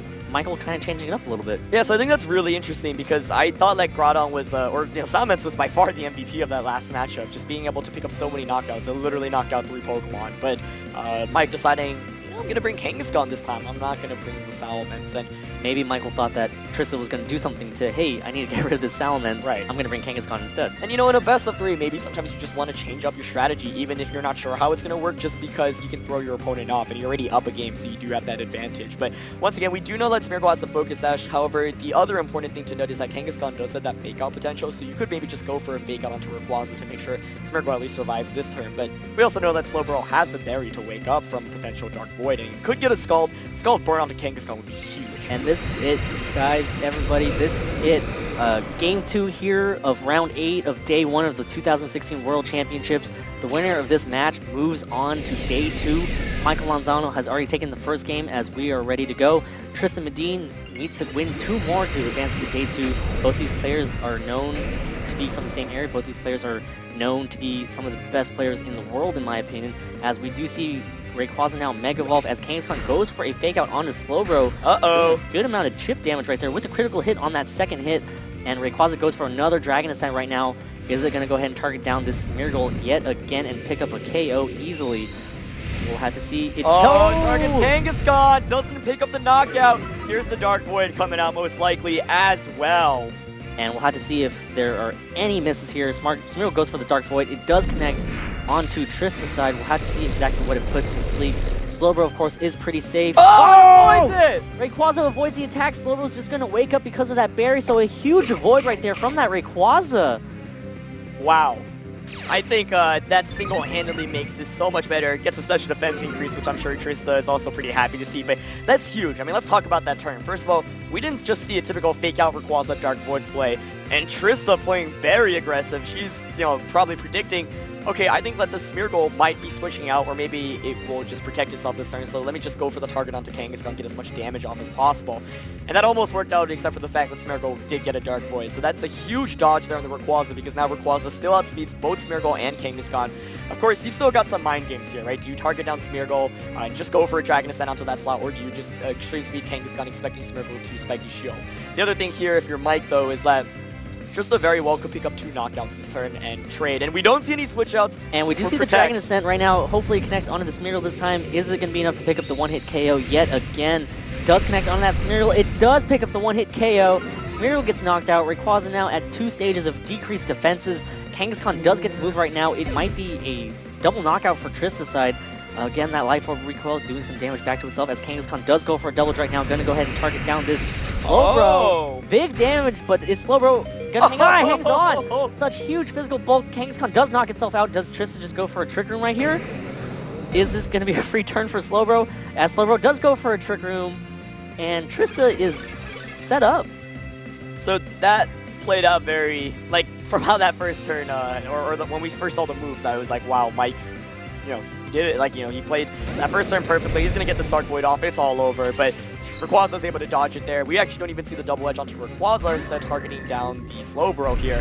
Not over by any means. I think Bronzong Groudon is always the combination that can seal up any late game, even if you're down 2 and 4. Hypnosis is the thing. Exactly. Hypnosis is the thing. That's a big deal here. Once again, Trista's setting up the Trick Room, despite the fact she's got Rayquaza out. Absolutely. That was a huge dodge, turn 1 on that Rayquaza, to allow Rayquaza to have that opportunity to pick up that KO on Smeargle coming into the turn 2. Yeah, but I think, in the last game we saw that Trista had a lead in terms of Pokemon advantage, but, Michael was able to utilize the late game really well. It wasn't the Bronzong Groudon closing things out instead with the Salamence, but you know, Salamence and Groudon are similar in the sense that they can both use really strong spread type attacks, and so now this Groudon is incredibly threatening. You know, Bronzong can just go potentially for a Gravity. However, you know, the important thing to note is Slowbro does outspeed, no switch out, so we're just going to get some free damage off here from Trista's end. Rayquaza goes for the extreme speed, targeting down this Groudon, gonna go get some damage onto it, as Slowbro does go for an Ice Beam right now. Both Pokemon staying in. Slowbro gonna try to chip away at this Groudon, brings it down to about 60% as Bronzong does set up the Gravity. Hypnosis now is gonna be very accurate instead of that shaky accuracy that it has before. Rayquaza also cannot stay afloat. This Precipice Blades should be able to pick up the KO on both Rayquaza and Slowbro, so now it's going to come down to Trista's last 2 Pokemon versus Michael's last 2 Pokemon. Yeah, absolutely. I mean, you would think like Trista set up that Trick Room for a reason, right? And so, obviously, I think we expect to see Trista's Groudon come out here, but it's really going to come down to whose Groudon is faster under Trick Room and whether they're going to be able to pick up the one-hit knockout or not. Of course, Hypnosis also is the thing. Here we go! Bronzong and out. Groudon! Oh boy, this mirror match right now, if both players have anything that can come in handy to prevent the other from getting an upper hand. I believe Trista's Groudon is going to be a bit slower, so she might know that her Groudon will be able to outspeed, because I believe Michael prefers to play with a faster Groudon. Yeah, though, you know, maybe he's adjusted since U.S. Nationals, and so this could be very well, it could very well come down to speed ties, it could come down to Hypnosis wars. Do Bronzong, you know, do the Bronzongs have a way to prevent other Hypnosises? For example, something like Imprison, or even something crazy like Safeguard. There's so much. We saw it from from Taiwan, right? Exactly. So maybe it's a thing that's going to pick up. Of course, Trista's Groudon does also have an advantage in the fact that it's full health. So this is going to be huge. This is going to be a huge turn. This might be. This is it. This might be it. This yeah. is it. There's Bronzong a goes for the Safeguard! Bronzong has Safeguard. Goes for the Safeguard. Gonna prevent any Hypnosis from happening. Oh my God! And Groudon from Trista's side goes for the Precipice Blades. Connects onto Groudon and Bronzong. Picks up the KO on Groudon, and Bronzong hangs on, but that should do it. Bronzong has no options right now. Can just Gyro Ball, can't Hypnosis. You have to wonder, though, that must have been a Bronzong speed tie. They had to have both been speed, and, you know, if you don't get that Safeguard up, then Mike just gets the Hypnosis off, and that's it. That's it. Of course, there were options right there for maybe protect that Groudon on that turn. Exactly. Just to kind of get around that. Right. So huge reveal right there from Trista's Bronzong, and look at the smile. She is ecstatic, and this is it. Going to Game 3. Winner of this moves on to Day 2 of the World Championships. I mean, that was probably a 50-50 there for Mike, and he didn't get it, and Trista gets it, so it's exhilarating. You know, if you're Trista, your chance of, you know, making it to Day 2 of Worlds is still very much alive. If you're Mike, you can't get too disheartened by that. It does feel like, you know, oh, if I just got that Dark Void hit onto the Rayquaza early game, you know, probably would have been able to have a very good advantage. Meanwhile, as opposed to, you know, turn 1 not playing out nearly as well as you would have liked it, even though you made perhaps maybe a better prediction. Right, and let's go back to that turn where, you know, Trista was just content with having Rayquaza and Slowbro both get knocked out. I think she knew that she had that up her sleeve. So, you know, that was great play from Trista, and again, it's a game of momentum. It is. And, you know, I think Trista has actually had the upper hand in terms of momentum both games. That first game, it really feels like it slipped away because the Salamence was able to just clutch it out. But that second game, I thought, a really close game. Easily could have gone the other way. All it took was maybe a speed tie or one other play, you know, for it to make the difference. So it doesn't get any better than this, Dewey. You're asking for a Game 3, you know, do-or-die situation between 2 of the top American competitors who are, you know, despite their success, I think, in the North American circuit, you know, they've won regional championships. They top-cut multiple national championships. I think both Trista and Mike are you know, people who want to really prove themselves on the world stage. Trista came really close, I believe, getting 9th or 10th place in 2011 at Worlds. Absolutely, I remember that. Yeah. And Mike finished, I believe, 3-3 in 2014. And I think, like, there's so much respect for both Trista and Mike. And I mean, their level of play so far has been so impressive. I love watching them play right now, and it's it doesn't get better than this. And, you know, this is such an intense battle. You know, honestly, I wish both of them could actually move on to Day 2. You think I can do that? You think we can do that? Just ask for them both to play in Day 2 of the World Championship. Going now into Game 3 here of Round 8, the last round. Both players need 1 win to move on to Day 2 of the World Championships. And Mike going to go ahead and lead the same thing. Here we go again. The same leads from Game 2. How is it going to play out this time? Oh boy, this is it. This is it, Aaron. And that first turn determines everything, right? There's so much that happens on the first turn. Does Kangaskhan fake out Rayquaza? Does it fake out Slowbro? Does it maybe just go for a double edge? Does Smeargle get that Dark Void off? all of this is hinged on the fact that Smeargle doesn't have the Focus Sash item, so it has to place, you have to watch out 10 times more because Trista, it's not like you have to double up or anything. All you have to do is just Dragon Ascent that slot. But so many mind games. Trista has already made her move. She's very confident on her play. This is it. Is Trista going to play a bit more safely, or is she going to play aggressively again? I mean, is she going to protect that Rayquaza? We do see Rayquaza now Mega Evolve here. Going to go ahead and get that sky-high attack stat that's going to help it pick up the KO on Smeargle if it does decide to go for it. But of course, there's always that threat of that fake out from Kangaskhan. We do see the Mysterious Air Current not going to play too much of a role just yet, as Kangaskhan is going to follow suit, going to go ahead and Mega Evolve. No point in not Mega Evolving. Just want to get that speed boost and get some more damage out onto that field. Oh, so here we go. Trista, what is Trista going to do here? Rayquaza does protect itself a bit more of a conservative play, safer play, as we do see Kangaskhan go for the fake out, targeting that Slowbro again. So Trista right there had an opportunity to go for the KO on that Smeargle. Does have that opportunity. Dark Void's going to come out, and, that's the best play possible for Mike there. That's exactly what you're predicting there. If you don't predict that Rayquaza to protect, then you fake out in Dark Void. That's not, there isn't really a safe play here, honestly, for Mike. I think the safe play, I guess, if anything, is to fake out in Dark Void. Fake outing, of course, the Rayquaza. And we do get a special attack increase, nothing like speed, as defense decreases. So neither of those really being Well, factored. now for sure this Dragon is going to pick up the KO. I'd be surprised. That was a risky play in terms of the fact that Moody could have happened. Right. So right now, it's the exact same situation in my opinion. It is, and still a little bit scary here because I think the mind games are still a little bit favored towards Mike, right? We know that Kangaskhan was able to survive that Dragon Ascent in that first game, did around 90%, and maybe it's a damage roll, but most Kangaskhan should be able to survive that attack. So once again, does Rayquaza go for a Dragon Ascent onto Smeargle? Does Smeargle maybe Spiky Shield? Does Kangaskhan maybe just try to target down Rayquaza with the Double Edge? Because if you do, you might put it in KO range. Smeargle this time finally not going to allow it to get itself knocked out. Bronzong's going to be coming in. And Bronzong does come in. Rayquaza now goes for the Extreme Speed right now. Going to go ahead and target down that slot. For some reason decided not to go for a Dragon Ascent. And Rayquaza does take some damage from Recoil. And we do see Kangaskhan goes for the double. That's Rayquaza's not picking up the KO. Huge KO from Kangaskhan onto that Rayquaza. And the Mysterious Air Current does disappear as Slowbro does get to move right now. Kangaskhan does take a lot of damage from Recoil as Slowbro goes for a Scald. Gonna go ahead and target down the Kangaskhan. Doesn't get the burn. No burn. And huge KO right there. That's a huge critical hit there onto the Rayquaza. Not only does it mean that Rayquaza gets knocked out, it also means that Slowbro no longer can use its water type attacks against Groudon because there is no way to... I mean, you have skill swap plays potentially if that's an option, but losing Rayquaza is a big deal because it's also one of the biggest offensive threats on Trista's team. Bronzong obviously can't really do very much against the opposing Bronzong. Slowbro can maybe stall, but Slowbro's offensive output is not that great against Pokemon that he doesn't hit for super effective. Kangaskhan only taking around 25% of damage.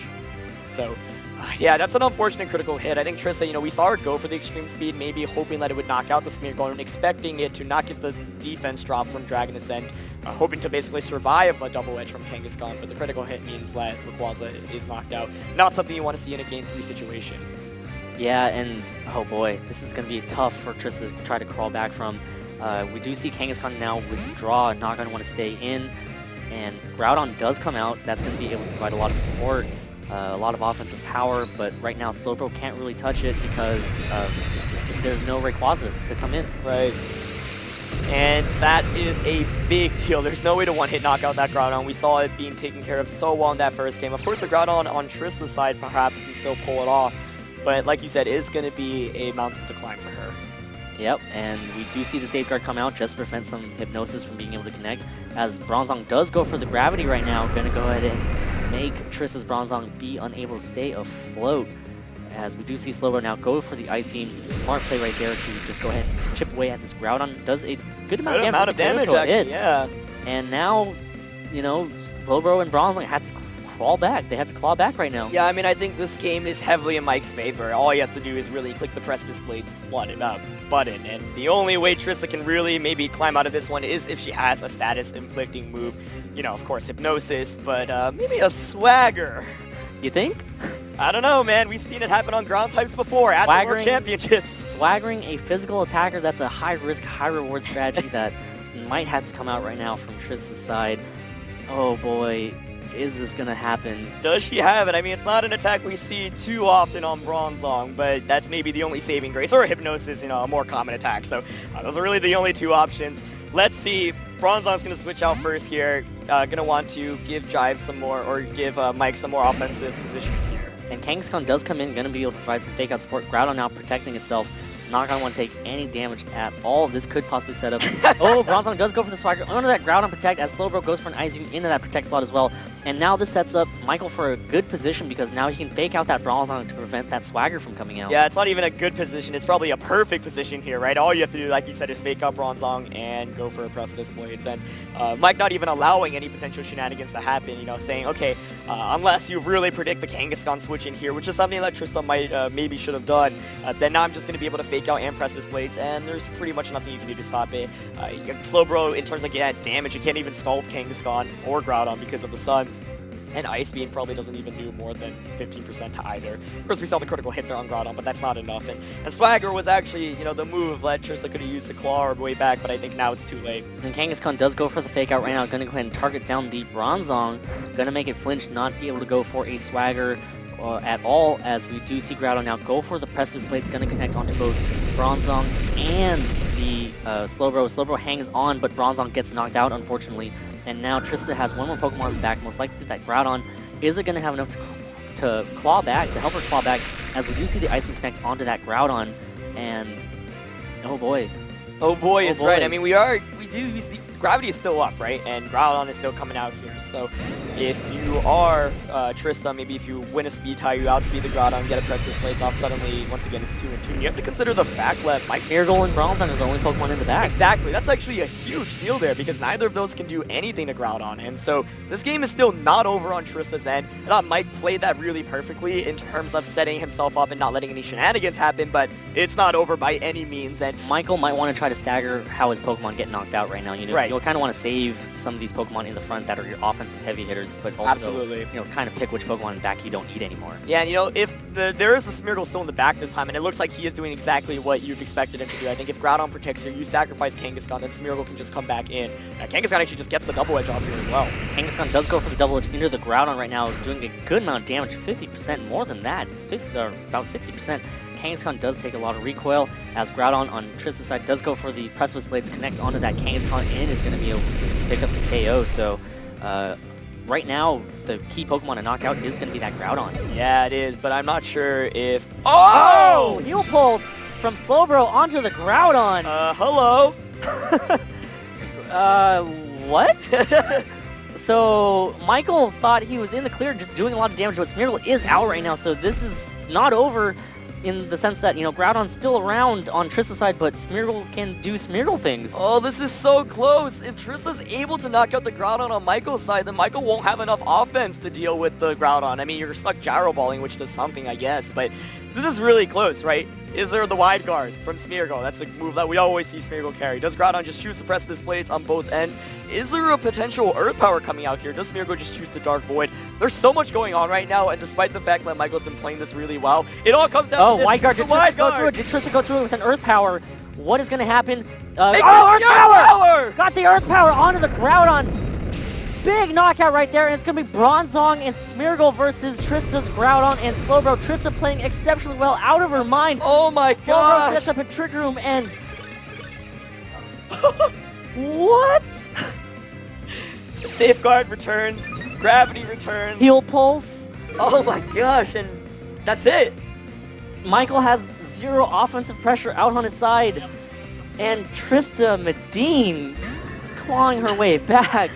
It's not over yet. It isn't, but there's just such little offensive pressure. Of course, timer is a fact and now. That's the reason why I say that's not over yet, solely because if Smeargle gets some ridiculous Dark Void shenanigans right now, Michael can still win off the win condition. Like, he has more HP in the two of his Pokemon. Slowbro is heavily damaged, and as a result, if it does go down to timer, then they first look at the number of Pokemon you have, and then it compares the total HPs, right? So, as HP percentage. Percentage, right, exactly. So, Smeargle can still pull something off here because Trick Room actually went up. Unless, your Groudon here is faster than Smeargle under Trick Room, and yeah, we'll see how this goes. Did you see all that? I cannot believe what's going on right now. Like, that was such a great Earth Power from Trista's side, and now it's just going to come down to this. Can Michael have what it takes? Slowbro does go for an Ice Beam right now. Going to go ahead and target down this Smeargle, going to slowly chip away at it as Bronzong goes Gyro for Ball. a Gyro Ball. Going to go ahead and connect. Where is it going to go? Connecting on that Bronzong, or sorry, that Slowbro does about 3 hit points of damage. Does not actually. There's a Dark Void! Smeargle does get the Dark Void off, is going to be able to connect. If it misses Groudon, it's all over. Oh, Groudon does go to sleep right now, so that's going to be at least a couple more turns until this battle ends. So, oh boy, it's still really close. There's the first turn of sleep right there. Right, and I think all Groudon needs to do is just wake up and hit the Bronzong next turn. I mean, all you need to do is target Bronzong because the Bronzong's a Pokemon that doesn't carry Protect, right? So if you knock out the Bronzong, then it's game over because you're, right now, like you said, no offensive pressure whatsoever. Gyro Ball is like a 10 billion hit KO against Slowbro, so you're never going to be able to do anything against it. So I think if you're Trista, you still feel pretty good about your position, but I think the best bet is that actually Earth Power that Smeargle, because Wide Guard is a threat from Right. Smeargle. So, or you could just Earth Power the Bronzong because you know Bronzong is heat. oh, that's right, it is Right. heat proof. Yeah, that's right. Yeah, so yeah, if it weren't heat proof, I think, yeah, you would want to target down Smeargle, but right now the scariest thing is if you somehow target into the Smeargle when it goes for a spiky shield, then you waste the turn and then Smeargle might be able to pull off another Dark Void. My mind is so blown from this battle that I forgot that it's heat proof because so many other crazy things have happened. Right, and it's crazy that Smeargle and Bronzong right now have a chance against a Groudon, but there are 3.5 minutes here. You see Michael knows his win condition. Here's the Wide Guard. Not gonna want to take a Precipice Blades, but Earth Power seems like a better option right here just to bypass that as Slowbro Does is Groudon asleep. wake up? And Groudon, oh, we see the Gyro Ball first. Gonna go ahead and connect onto that Slowbro, doing another couple of damage. It wakes wakes up! Goes for an eruption! Open it with an Ah! eruption! Oh no! Oh my gosh!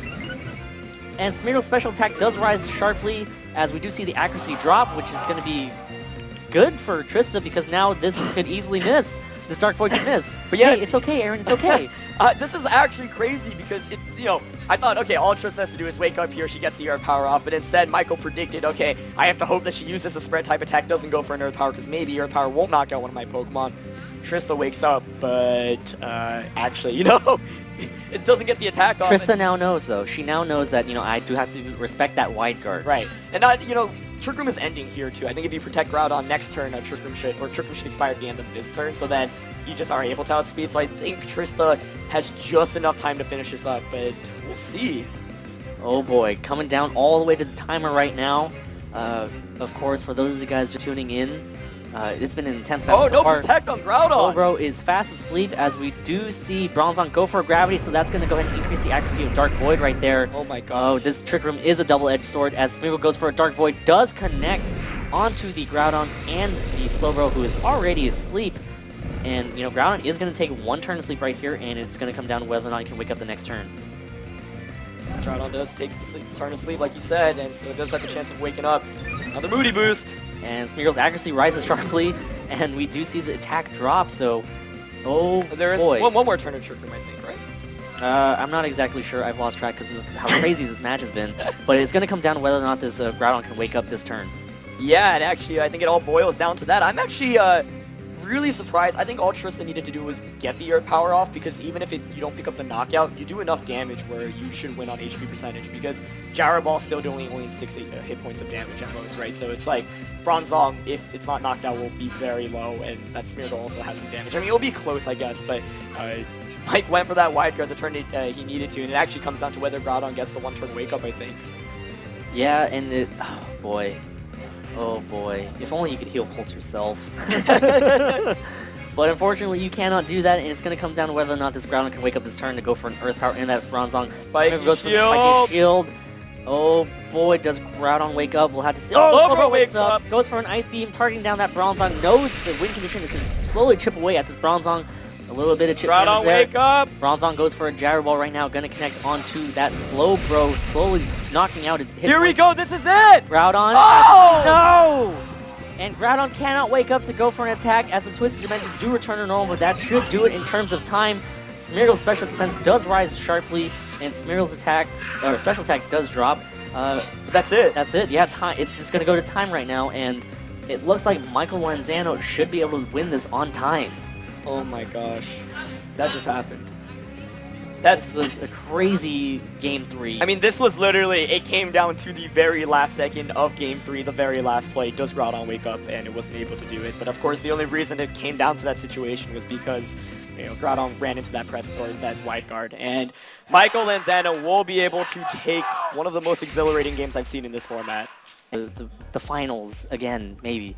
I mean, you just said it, right? Jody was the runner-up at the 2014 U.S. National or World Championships, losing to Stadium Park in the finals in a set that was actually really close. One that, most likely actually could have gone to 3 games if it came down kind of to a damage roll. But Jody, I think, is a player who constantly wants to prove himself. Yeah, I think he had a phenomenal finish, and he's made Day 2 of U.S. Nationals actually all last 3 years. And he's a player who hasn't been able to play as much this year due to him just, attending school and whatnot. But, I mean, to get second at Worlds, he literally was almost world champion. He's come so close and has more experience than a lot of the field. I know last year he actually, I think, went 0-3 Day 1 and was eliminated right from the start. So he gets a chance to make it back into that field and prove himself again. And, his competition is going to be pretty stiff. Shohei Kimura, a Japanese player. We've seen a lot of great Japanese play so far today. So, absolutely. Shohei is not a player that you need to take him absolutely very seriously. Going into team preview, Shohei going to be running the Groudon, Salamence, Xerneas, Talonflame, Kangaskhan, and Smeargle. A very solid team, a very strong team, a very popular team. Going up against Jody Azzarelli's Clefairy, Kangaskhan, Cresselia, Talonflame, Xerneas, and Groudon. So a little bit of a cool tech right there in that Clefairy. Yeah, I'm really excited to see it, and it feels pretty fitting that we finally do get back to the Groudon Xerneas that we've been expecting to see for so long. For the very last match of the day, I think Japanese players are incredibly consistent with Groudon Xerneas, and so it's going to be an exhilarating matchup here. No Bronzong surprisingly though. Yeah, and Bronzong is a Pokemon that we actually see a lot of, but we don't see much Trick Room support on Shohei's side at all, maybe going for a hyper-offensive mode, right? Yep, and we are going to get into it. This is it. Jody and Shohei fighting for that Day 2 spot, fighting for that title and that glory. And here we go. We are ready to get underway. We do see Talonflame and Groudon come out for Shohei's side. A little bit of a fire-type frenzy over there, as we do see Xerneas and Kangaskhan. These are, well, Xerneas, Kangaskhan, I don't need to talk even much about it because, I mean, these are some of the most popular leads that we've seen all year. Yeah, I do want to talk about the fact that Shohei's actually running that Talonflame, though. I think throughout the season, we've seen players swap out that Talonflame for something like Cresselia, for something like Bronzong, but here, Shohei's actually still opting for Talonflame, and I actually think that that's a strong option. The reason why I think Talonflame is still quite viable is because of the fact of how it matches up against Xerneas. Of course, being Fire-type, you can resist the Fairy-type attacks from Xerneas, but more importantly, if Xerneas gets that Geomancy up, you can still outspeed because of that priority Brave Bird with Gale Wings. And so I think the Fire combination here is really strong. Of course, Kangaskhan can just easily one-hit knock out the Talonflame with the Double Edge or a Return. Going to be a lot of mind games, and we actually see the Xerneas swap out here. Not going to want to stay in. We do see Clefairy come in, going to provide that Friend Guard ability that has come into play ever since 2015. Kangaskhan now with a parental bond. It's all about friendship, bonding, all sorts of things. As we do see Talonflame right now go for a taunt, going to go ahead and hit that Xerneas slot. Clefairy does get taunted though, and that's huge as Kangaskhan goes for a double edge, targeting down that Talonflame, and that's a knockout easily. Yeah, I think you saw Shohei celebrating a little bit first, calling the taunt correctly, but he does lose Talonflame. Groudon here is going to go for attack. He's getting pumped up. Here's the eruption, though. Huge eruption in the sunlight, full health. Going to go ahead and target down that Kangaskhan. Oh my gosh! With a critical hit on that Clefairy. Oh man, big damage right there as Clefairy also gets knocked out. So a double knockout right there from Shohei at the cost of the Talonflame. I would take that any day because you've lost the Mega and you've lost a very strong support Pokemon on Jody's side. Absolutely. I think Clefairy is a really helpful Pokemon in this mirror match specifically because it helps so much with the Groudon, right? Its ability, Friend Guard, means that Groudon takes less damage from opposing Groudons. And so, I mean, that's as fast-paced of a turn one as you get. You get a 2-for-1 trade there. A really, just a smart call there, going for the taunt. Not only able, probably just trying to stop the Geomancy just to get as much eruption damage off, but that's really good here, especially with Kangaskhan coming out. Of course, both Groudon and Xerneas here can offer a double protect play, so Kangaskhan could choose this, fast power-up punch, side power-up punch its partner. Yeah, and we do see Jody's Groudon come out. We do see a very invested Groudon into that hit point stat. Yeah. So maybe Shohei is going to be a bit faster, so that's going to come into play later on, and that's something that both players are going to have to note. I mean, you really got to wonder here, though, right? Like, if I'm Jody, do I want to just go for the double protect, or do I maybe it's time to make a really aggressive read? He's already made his moves here, but maybe you predict a fake out on a Precipice Blaze and just go for a Geomancy and protect your Groudon. The question right now is Kangaskhan going to fake out? Who is it going to fake out if it does, or maybe does it go for a power-up punch onto its own Groudon if Shohei's expecting the double protect? It's a really great turn 1 there from Shohei, but Xerneas is obviously just always such a big offensive threat. We're going to get into it, and this honestly might be the game decisive turn in turn 2. I mean, Kangaskhan does go ahead and Mega Evolve. Does Shohei kind of read through what Jody's going to do, or is Jody going to go for some plays right here? Xerneas protects itself. Maybe not some plays just yet. We'll have to see what Groudon decides to do here as the opposing... Kangaskhan goes for fake out. Groudon! Into it, and Shohei is celebrating already, predicting that protect from that Xerneas side, as we do see a Thunder Wave coming out from Groudon, targeting down that Xerneas, so that's going to be good information for Jody to have. Yeah, absolutely. I mean, normally it was like, okay, it feels like, kind of a turn where maybe it's a prediction on prediction game, but that actually is a very safe play from Shohei because he wasn't committing fully to maybe knocking out Groudon, right? He's like, okay, I'll make sure your Groudon doesn't attack, and I'll paralyze your Xerneas, and if Xerneas is paralyzed, even if it gets the Geomancy off, it's still going to be the slowest Pokemon on the field. So, if I'm Shohei, I'm still a little bit content. I do reveal the Thunder Wave, but that's a really cool tech here, and we are just going to see straight offense, no protects coming out. And we do see the frustration into that Xerneas slot, going to do a good amount of damage right there, bringing it down to about 35%. Here's the eruption! A huge eruption. Groudon on Shohei's side goes first, picks up the KO on Xerneas. Groudon on Jody's side does hang on, but the damage has been dealt. This Groudon is fairly weak, as Groudon does go for a Precipice Blade, and to add insult to injury, I believe the Groudon actually dodges it, as Kangaskhan does take a lot of damage from it with a critical hit, so a little bit of evening out right there, but right now, it's pretty solid. Yeah, that was like, what, a 4-turn game there? I thought Shohei played incredibly well. He got very valuable information there. You saw how pumped up he is, and I love seeing the emotion from him right now. This is it. This is everything that you've dreamed for, everything that the best Pokemon and the players kind of work towards. And so he's 1 game away from advancing on into Day 2, and Jody now, the world's runner-up from 2014, is 1 game away from elimination. So it is so, so close here. But Shohei, I thought, played phenomenally that first game. He had Jody's number right from the start and outplayed him consistently. Also got some really valuable knowledge there. Could have played out very differently. For example, Jody's Groudon was faster than Shohei's Groudon, but that wasn't the case.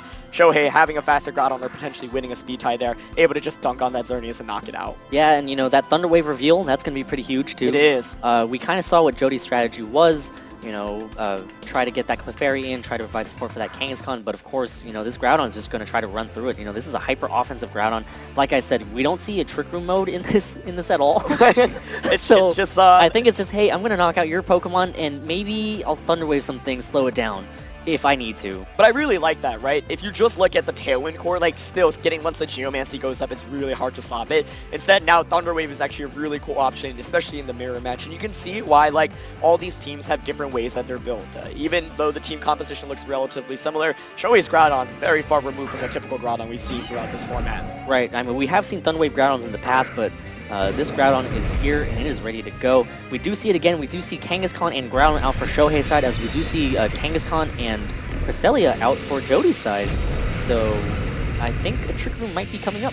Yeah, Trick Room is definitely a possibility, and I actually did see Shohei celebrating a little bit earlier there, and I can definitely understand why. I think, we saw the Cresselia. I think, if Talonflame, for example, comes out here, once again, it's not in as good of a position, but Shohei adjusting a little bit, bringing out his own Kangaskhan.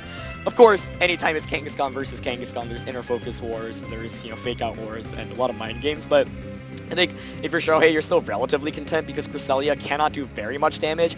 Kangaskhan can, but the thing is, you've got your Groudon out before your opponent gets his Groudon out, so that means that you're constantly threatening with damage, and that even if he switches in, you get that free damage off regardless of what attack you're using. So we're going to see the Mega Evolution come out right away. And we do see both Kangaskhan's now Mega Evolve here. Shohei showing a lot of emotion right now. And so is Jody. They're both wondering what's exactly going to happen. Shohei hoping that he ends up on top of this one. As Kangaskhan on Jody's side goes for the fake out.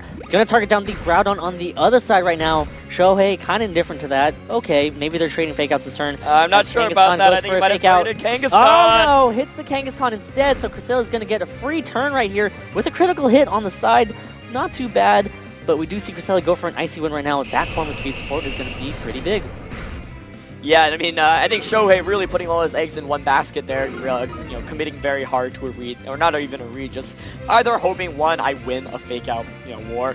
If I win the speed tie there, that most definitely I think is a speed tie given, you know, the nature of Kangaskhan's and the teams that surround them. So it's like, you fake out the Kangaskhan, but you obviously risk the 50% chance if you lose that speed tie. And if he fakes out Groudon, then you're in a significantly worse position. So I'm not sure if I quite agree with that plan. As a result, Shohei does fall behind a good amount here, and this does give Jody a big opportunity. He's playing catch-up right now. He does have to switch out that Groudon, does not want to lose it just yet. We do see Smeargle come in as Cresselia goes for a helping hand right here. Is this going to be a knocked out Smeargle right now as Kangaskhan goes for a double edge, or is it going to target down this Kangaskhan on Shohei's side? Hits that Smeargle. Picks up the one-hit KO, no focus sash on that Smeargle. Good information right there from Jody. Shohei looks pretty content right there, though, because now Shohei gets to move with his Kangaskhan, as Kangaskhan on Shohei's side goes for a frustration right now, targeting down that Kangaskhan and picks up the KO. I think if I'm Shohei, that's as good of a turn as I can get. Important knowledge from the helping hand there, too. Jody could have been in a really good position with the helping hand and the target onto Kangaskhan, but instead Smeargle goes down, and that's not a Pokemon that Shohei probably cares too much about in this matchup. Having his Kangaskhan, which is a heavy offensive threat, is much better to have around. So Jody may be thinking, okay, Groudon's going to be the one who wants to go for another Eruption. I want to get that out of the way and eliminate it. Doesn't work out in his favor, and despite a pretty poor turn one from Shohei, he's been able to kind of trade in terms of knockouts, and he's lost Smeargle for Kangaskhan, which is probably a trade that he appreciates. Right, you know, Smeargle, looking at this matchup, it's okay. You know, we do say that Smeargle is probably one of the best Pokemon in the format. It is one of the best Pokemon in the format, but, you know, in this case, in this matchup, I don't think that Smeargle is going to come in handy. Yeah. I want my powerhouse Groudon still in the back. Definitely. We actually do see the Talonflame coming out here, so it's not over by any means because of the fact that, like we said, Cresselia does have that potential to Trick Room, so you gotta wonder, you know, we did see that taunt come out from Talonflame earlier. That's actually a big deal that Cresselia doesn't have Mental Orb. Yeah, and, you know, Kangaskhan can set up too. Cresselia does go for a helping hand right here. Is it going to be a Precipice Blades? No, Talonflame goes for the Tailwind right now. Going to go ahead and try to set up. This is going to be a very damaging attack coming out. Oh, it's for an Eruption! Wow. Huge Eruption coming out onto the Kangaskhan, and Talonflame picks up the one-hit KO. Gosh. Talonflame hangs on. I'm actually surprised that it even hung on. That was a very powerful attack. Yeah, it was. You know, Talonflame not wanting to just give up on the battle just yet, but you have to remember that the Kangaskhan was, you know, at -1 speed from the Icy Wind. So that was a really safe play from Jody. And looks like it's going to be a difficult one to claw out here. I'm not sure there were too many options I think that Shohei really could have done there. So, you know, not too much. Maybe protect if you have that on Talonflame, but yeah, helping hand Eruption, really smart play there. And yeah, I mean, incredible adjustments by Jody, and I think you know, it kind of fell from that turn one play, but it's not over yet. Absolutely not. We do see Talonflame protect itself as the Groudon on Shohei's side goes for a Eruption of his own. Gonna go ahead and chip away at Cresselia, chip away at Groudon as Cresselia goes for an Icy Wind. Oh, it missed it! Does avoid. Precipice Blades, does it connect? It doesn't connect. It does connect right there. Huge connection right there, and that should do it because Talonflame's most well-known attack is going to be Brave Bird, which is going to knock itself out. Yeah, and I think I can get the play from Shohei that turn one, right? Like, I have a 50-50% chance to maybe just win the game right off the start if I do win that speed tie and I eliminate the Kangaskhan. Cresselia gets an Icy Wind off, but that I'm in a really good position. But, you know, that's why I think it's good to always still play as safely as possible and not risk on those gambles. And as a result, you know, he fell behind. And I think, like, this is the weakness of Talonflame, right? It can't do too much damage to Pokemon such as Cresselia and Groudon. It was able to set up a Tailwind there, but that's basically all it was able to do. So, incredible play there. Really fast-paced set here. We're going to go to a game 3 again. Round 8. Last round of Swiss here of day 1 of the 2016 Pokemon World Championships. It's all on the line right here. It is. Both player seasons on the line. One more game determines who's going to move on and continue to vie for the title of World Champion of Pokemon in the Video Game Championship. So, intense game coming up for you back at home, for all of you out there. You know, give it up for these players. You know, this is it. This is it. Going into team preview again, you know, Shohei with the Thunderwave Groudon, the Salamence, the Xerneas, Talonflame, Kangaskhan, and Smeargle. Jody running the Clefairy, Kangaskhan, Talonflame, Cresselia, Xerneas, and Groudon. I mean, yeah, it's really interesting, right? Because Shohei didn't bring Xerneas. He's just going, I'll go Kangaskhan, I'll go Talonflame, I'll go Groudon. Smeargle. Yeah, Yeah, might as I well. got this. Well, I don't need another restricted Pokemon, so he might want to make that adjustment, I think, going into this third game because Talonflame was somewhat dead weight that last game. Smeargle didn't do very much, but looks like we're going to go Kang Smeargle here. Oh boy, the very typical lead of 2015. Kangaskhan and Smeargle do get sent out. Also 2014, of course. This feels like Kangaskhan and 2014. Talonflame. So, very popular Pokemon from years past. What a way to end the first day of the 2016 World Championships, right? And there are a lot of mind games once again. I mean, this is like such a hard kind of lead matchup to do because there's quick guard potential from Talonflame. There's once again fake out wars. There's maybe a potential taunt, and here we go. This is it. We see Kangaskhan on Jody's side Mega Evolve first, as we do see Kangaskhan out on Shohei's Mega Evolve second. Of course, I'm pretty sure this is a speed tie. And is Shohei going to go ahead and go for more fake outs into Kangaskhan that's already moved? Ooh, Gets the fake out off first. Does target down the Oh, Kangaskhan. he targeted Kangaskhan. Okay, with a critical hit, a little bit of extra damage on top of that. As Talonflame goes for a taunt. Does Smeargle Is have there a a mental mental orb? orb? Shohei's celebrating. Knocked It's out. got the Mental orb. mental orb. Shohei being able to go for a Dark Void right now because of that mental orb. It's going to hit one of two. Does it double connect? Look at how excited He's he is. really happy right now. And it Connects does with double Kangaskhan. connect. Connects with Kangaskhan, and it connects with Talonflame. And hey, guess what? A berry on Talonflame? What? The surprises just don't end here, and special defense increase for Moody doesn't matter too much as the speed decreases. That's fine, but I mean, I think if I'm Shohei, I'm pretty content about that. Once again, he opted to risk fake outing the Kangaskhan, but we actually saw it worked out, right? Because Jody ended up not going for a fake out with his own Kangaskhan. It looks like he was going for a double edge, just trying to knock out the Smeargle. So that worked out. Oh, it's got Will-O-Wisp too. Wow. Talonflame goes for a Will-O-Wisp onto the Kangaskhan, and now this Kangaskhan's not going to be doing that much damage. Kangaskhan takes its first turn to sleep right here because it did move before that Smeargle, as Kangaskhan goes for a frustration right now onto that Talonflame. Not going to do that much damage at all. I don't even think it would have picked up the KO even if it wasn't burned. As we do see the Tailwind from Smeargle here. Interesting text from Smeargle here, as Kangaskhan does get chipped from burn. This is crazy. I think you look at Kang, Smeargle, Kang, Talonflame, you're like, oh, this is such a standard team. Is it actually, Smeargle gets the defense increase, which could potentially help it out. And an but evasiveness drop. Yeah. Not going to matter too much. Most of these Pokemon carry very accurate moves. Yeah, but it's actually so exciting to see Jody rocking a somewhat bulkier Talonflame, specifically with the Chesto Berry and Will-O-Wisp, because that's something he actually used a bit in 2014 to get top 8 at the U.S. National Championship. So I think like it looked really amazing for Shohei after that turn 1, but then Talonflame revealed, oh, I've got the Berry and I can burn your Kangaskhan, and suddenly it's a different game now. Interesting text right now from Jody. This is not a Talonflame that we see too often at all, and it's definitely doing some work right now. Of course, Kangaskhan is still asleep, going to have to try to wake up this turn. Right, but that Talonflame, of course, does have the ability to taunt, of course. There is the Tailwind up right now, but Smeargle not going to want to risk anything, going to want to switch out right now. And we do see Smeargle go out right now, going to go ahead and tag into a Groudon right now, going to bring out the Harsh Sunlight.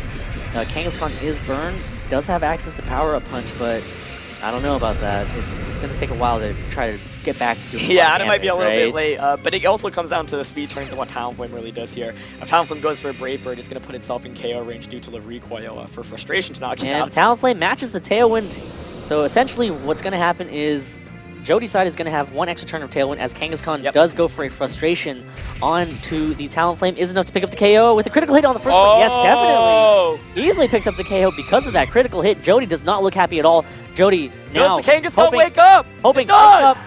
And Kangaskhan goes for a double edge. Gonna connect right now. Gonna connect onto that Groudon. Oh, not too much damage because of the physical bulk of Groudon. So, wow. It does wake up, but unfortunately, I think it targeted down a bulky Pokemon right there. Too bulky of a Pokemon as, yeah. I think if I'm Jody, though, I'm still very happy about that. I mean, that double edge straight up did 60%, and Kangaskhan still was able to outspeed Groudon because Jody now has matched the Tailwinds. I think Jody's actually put himself into a really good position as the Xerneas comes out here. You know, you don't have to target down that Kangaskhan because it's burned. Burnt Kangaskhan can't do very much, and that Talonflame had so many tricks up its sleeve. Not only did it have the Chesto Berry, it also had the Will-O-Wisp and the Tailwind, so it had so many ways to keep up with Shohei's team, and despite a near perfect turn 1 here. Oh, here we go. And that is a double edge. It targets down the Groudon. Picks up the KO. Knockout. Huge KO right there from Jody's side, as we do see the Harsh Sunlight fade.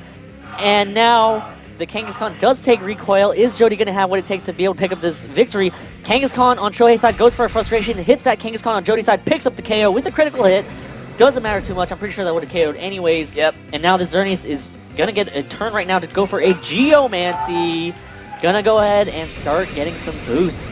2 stages of increased special attack, 2 stages of increased special defense, and 2 stages of increased speed. That was, it's not over by any means, but Jody played that very, very nicely, and a lot of it hinged on how quickly that Kangaskhan woke up, and being able to wake up correctly, I mean, not correctly, but on the first turn. Kangaskhan, you gotta do this right, man, and Sometimes you forget how to wake up, you know? You do, but that Kangaskhan was like, nah, man, I'm here to fight for my friend, I'm here to help Jody make it to day 2, and being able to knock out that Groudon went out without doing a single thing, and Shohei's Tailwind expired too. And Groudon now does get to come out for Jody's side as Shohei gonna go ahead and send in that Smeargle right now. I believe we know for a fact that it doesn't carry the Focus Sash, right. So it's actually heavily threatened to get knocked out this turn. It is. This Xerneas right now is ready to go. It's ready to go on the offensive, and Groudon on Shohei's side knocked out. That's unfortunate. So much emotion running through both players right now, but it's really winding down. I think if you're Jody though, like this is the setup you want, right? You've got a Xerneas who hasn't taken any damage, a Kangaskhan let's burn, that can't do anything. Smeargle could maybe Dark Void. Smeargle is transformed, that's something like could potentially pull something off, but it's kind of hard to pull that off against a Xerneas and a Groudon. We do see the King's Shield, the Moonblast does go in that Smeargle as Kangaskhan does get off one more attack before most likely getting knocked out. Gonna slowly chip away at the Xerneas with a frustration, despite the burn, still doing a decent amount, maybe about 20% right there as Groudon goes for a Fire Punch. Gonna connect onto that Kangaskhan. It does pick up the KO right there, so another knockout. And Shohei has one more Pokemon. Moody! As the Tailwind does peter out, Moody is going to activate. It is going to be Evasiveness Rising, as we do see a special defense drop. So Shohei does have what it takes right now to put both Pokemon to sleep, as long as Smeargle can dodge a Moonblast or a Dazzling Gleam, and whatever Groudon decides to throw at it. And there's one more Pokemon in back for Shohei. He's not out of it. I mean, that's what he had to hope for. And there is the Xerneas. He did bring it. Alright. Okay, alright. Fairy Aura, of course, is already active on the field, but now, is Smeargle going to get knocked out? And is it going to be able to put 2 Pokemon to sleep? This is it. Oh my gosh, that last round literally coming down to Smeargle, whether it could pull the clutch boost or not. It was able to do it. Is Smeargle going to be able to pull it off here? We see Xerneas protect right now. Is Smeargle going to be able to survive this turn? Xerneas goes for a Moonblast. Oh my gosh! Dodges the Groudon, goes for an Eruption. Dodge it! Oh, it connects! And is that enough to pick up the KO? It is enough to pick up the KO. And Shohei unfortunately did not have, that Smeargle could not hang on to be able to go for a Dark Void and connect with both Pokemon, unfortunately for Shohei, and oh boy, it's going to be tough to battle back as Xerneas goes for a Moonblast after already having a Geomancy up. Going to connect, doing a lot of damage right now. Going to go ahead and get a special attack drop, mine as well, and Groudon goes for a Fire Punch, and Jody Azarelli advances to day 2 of the 2016 Pokemon World Championships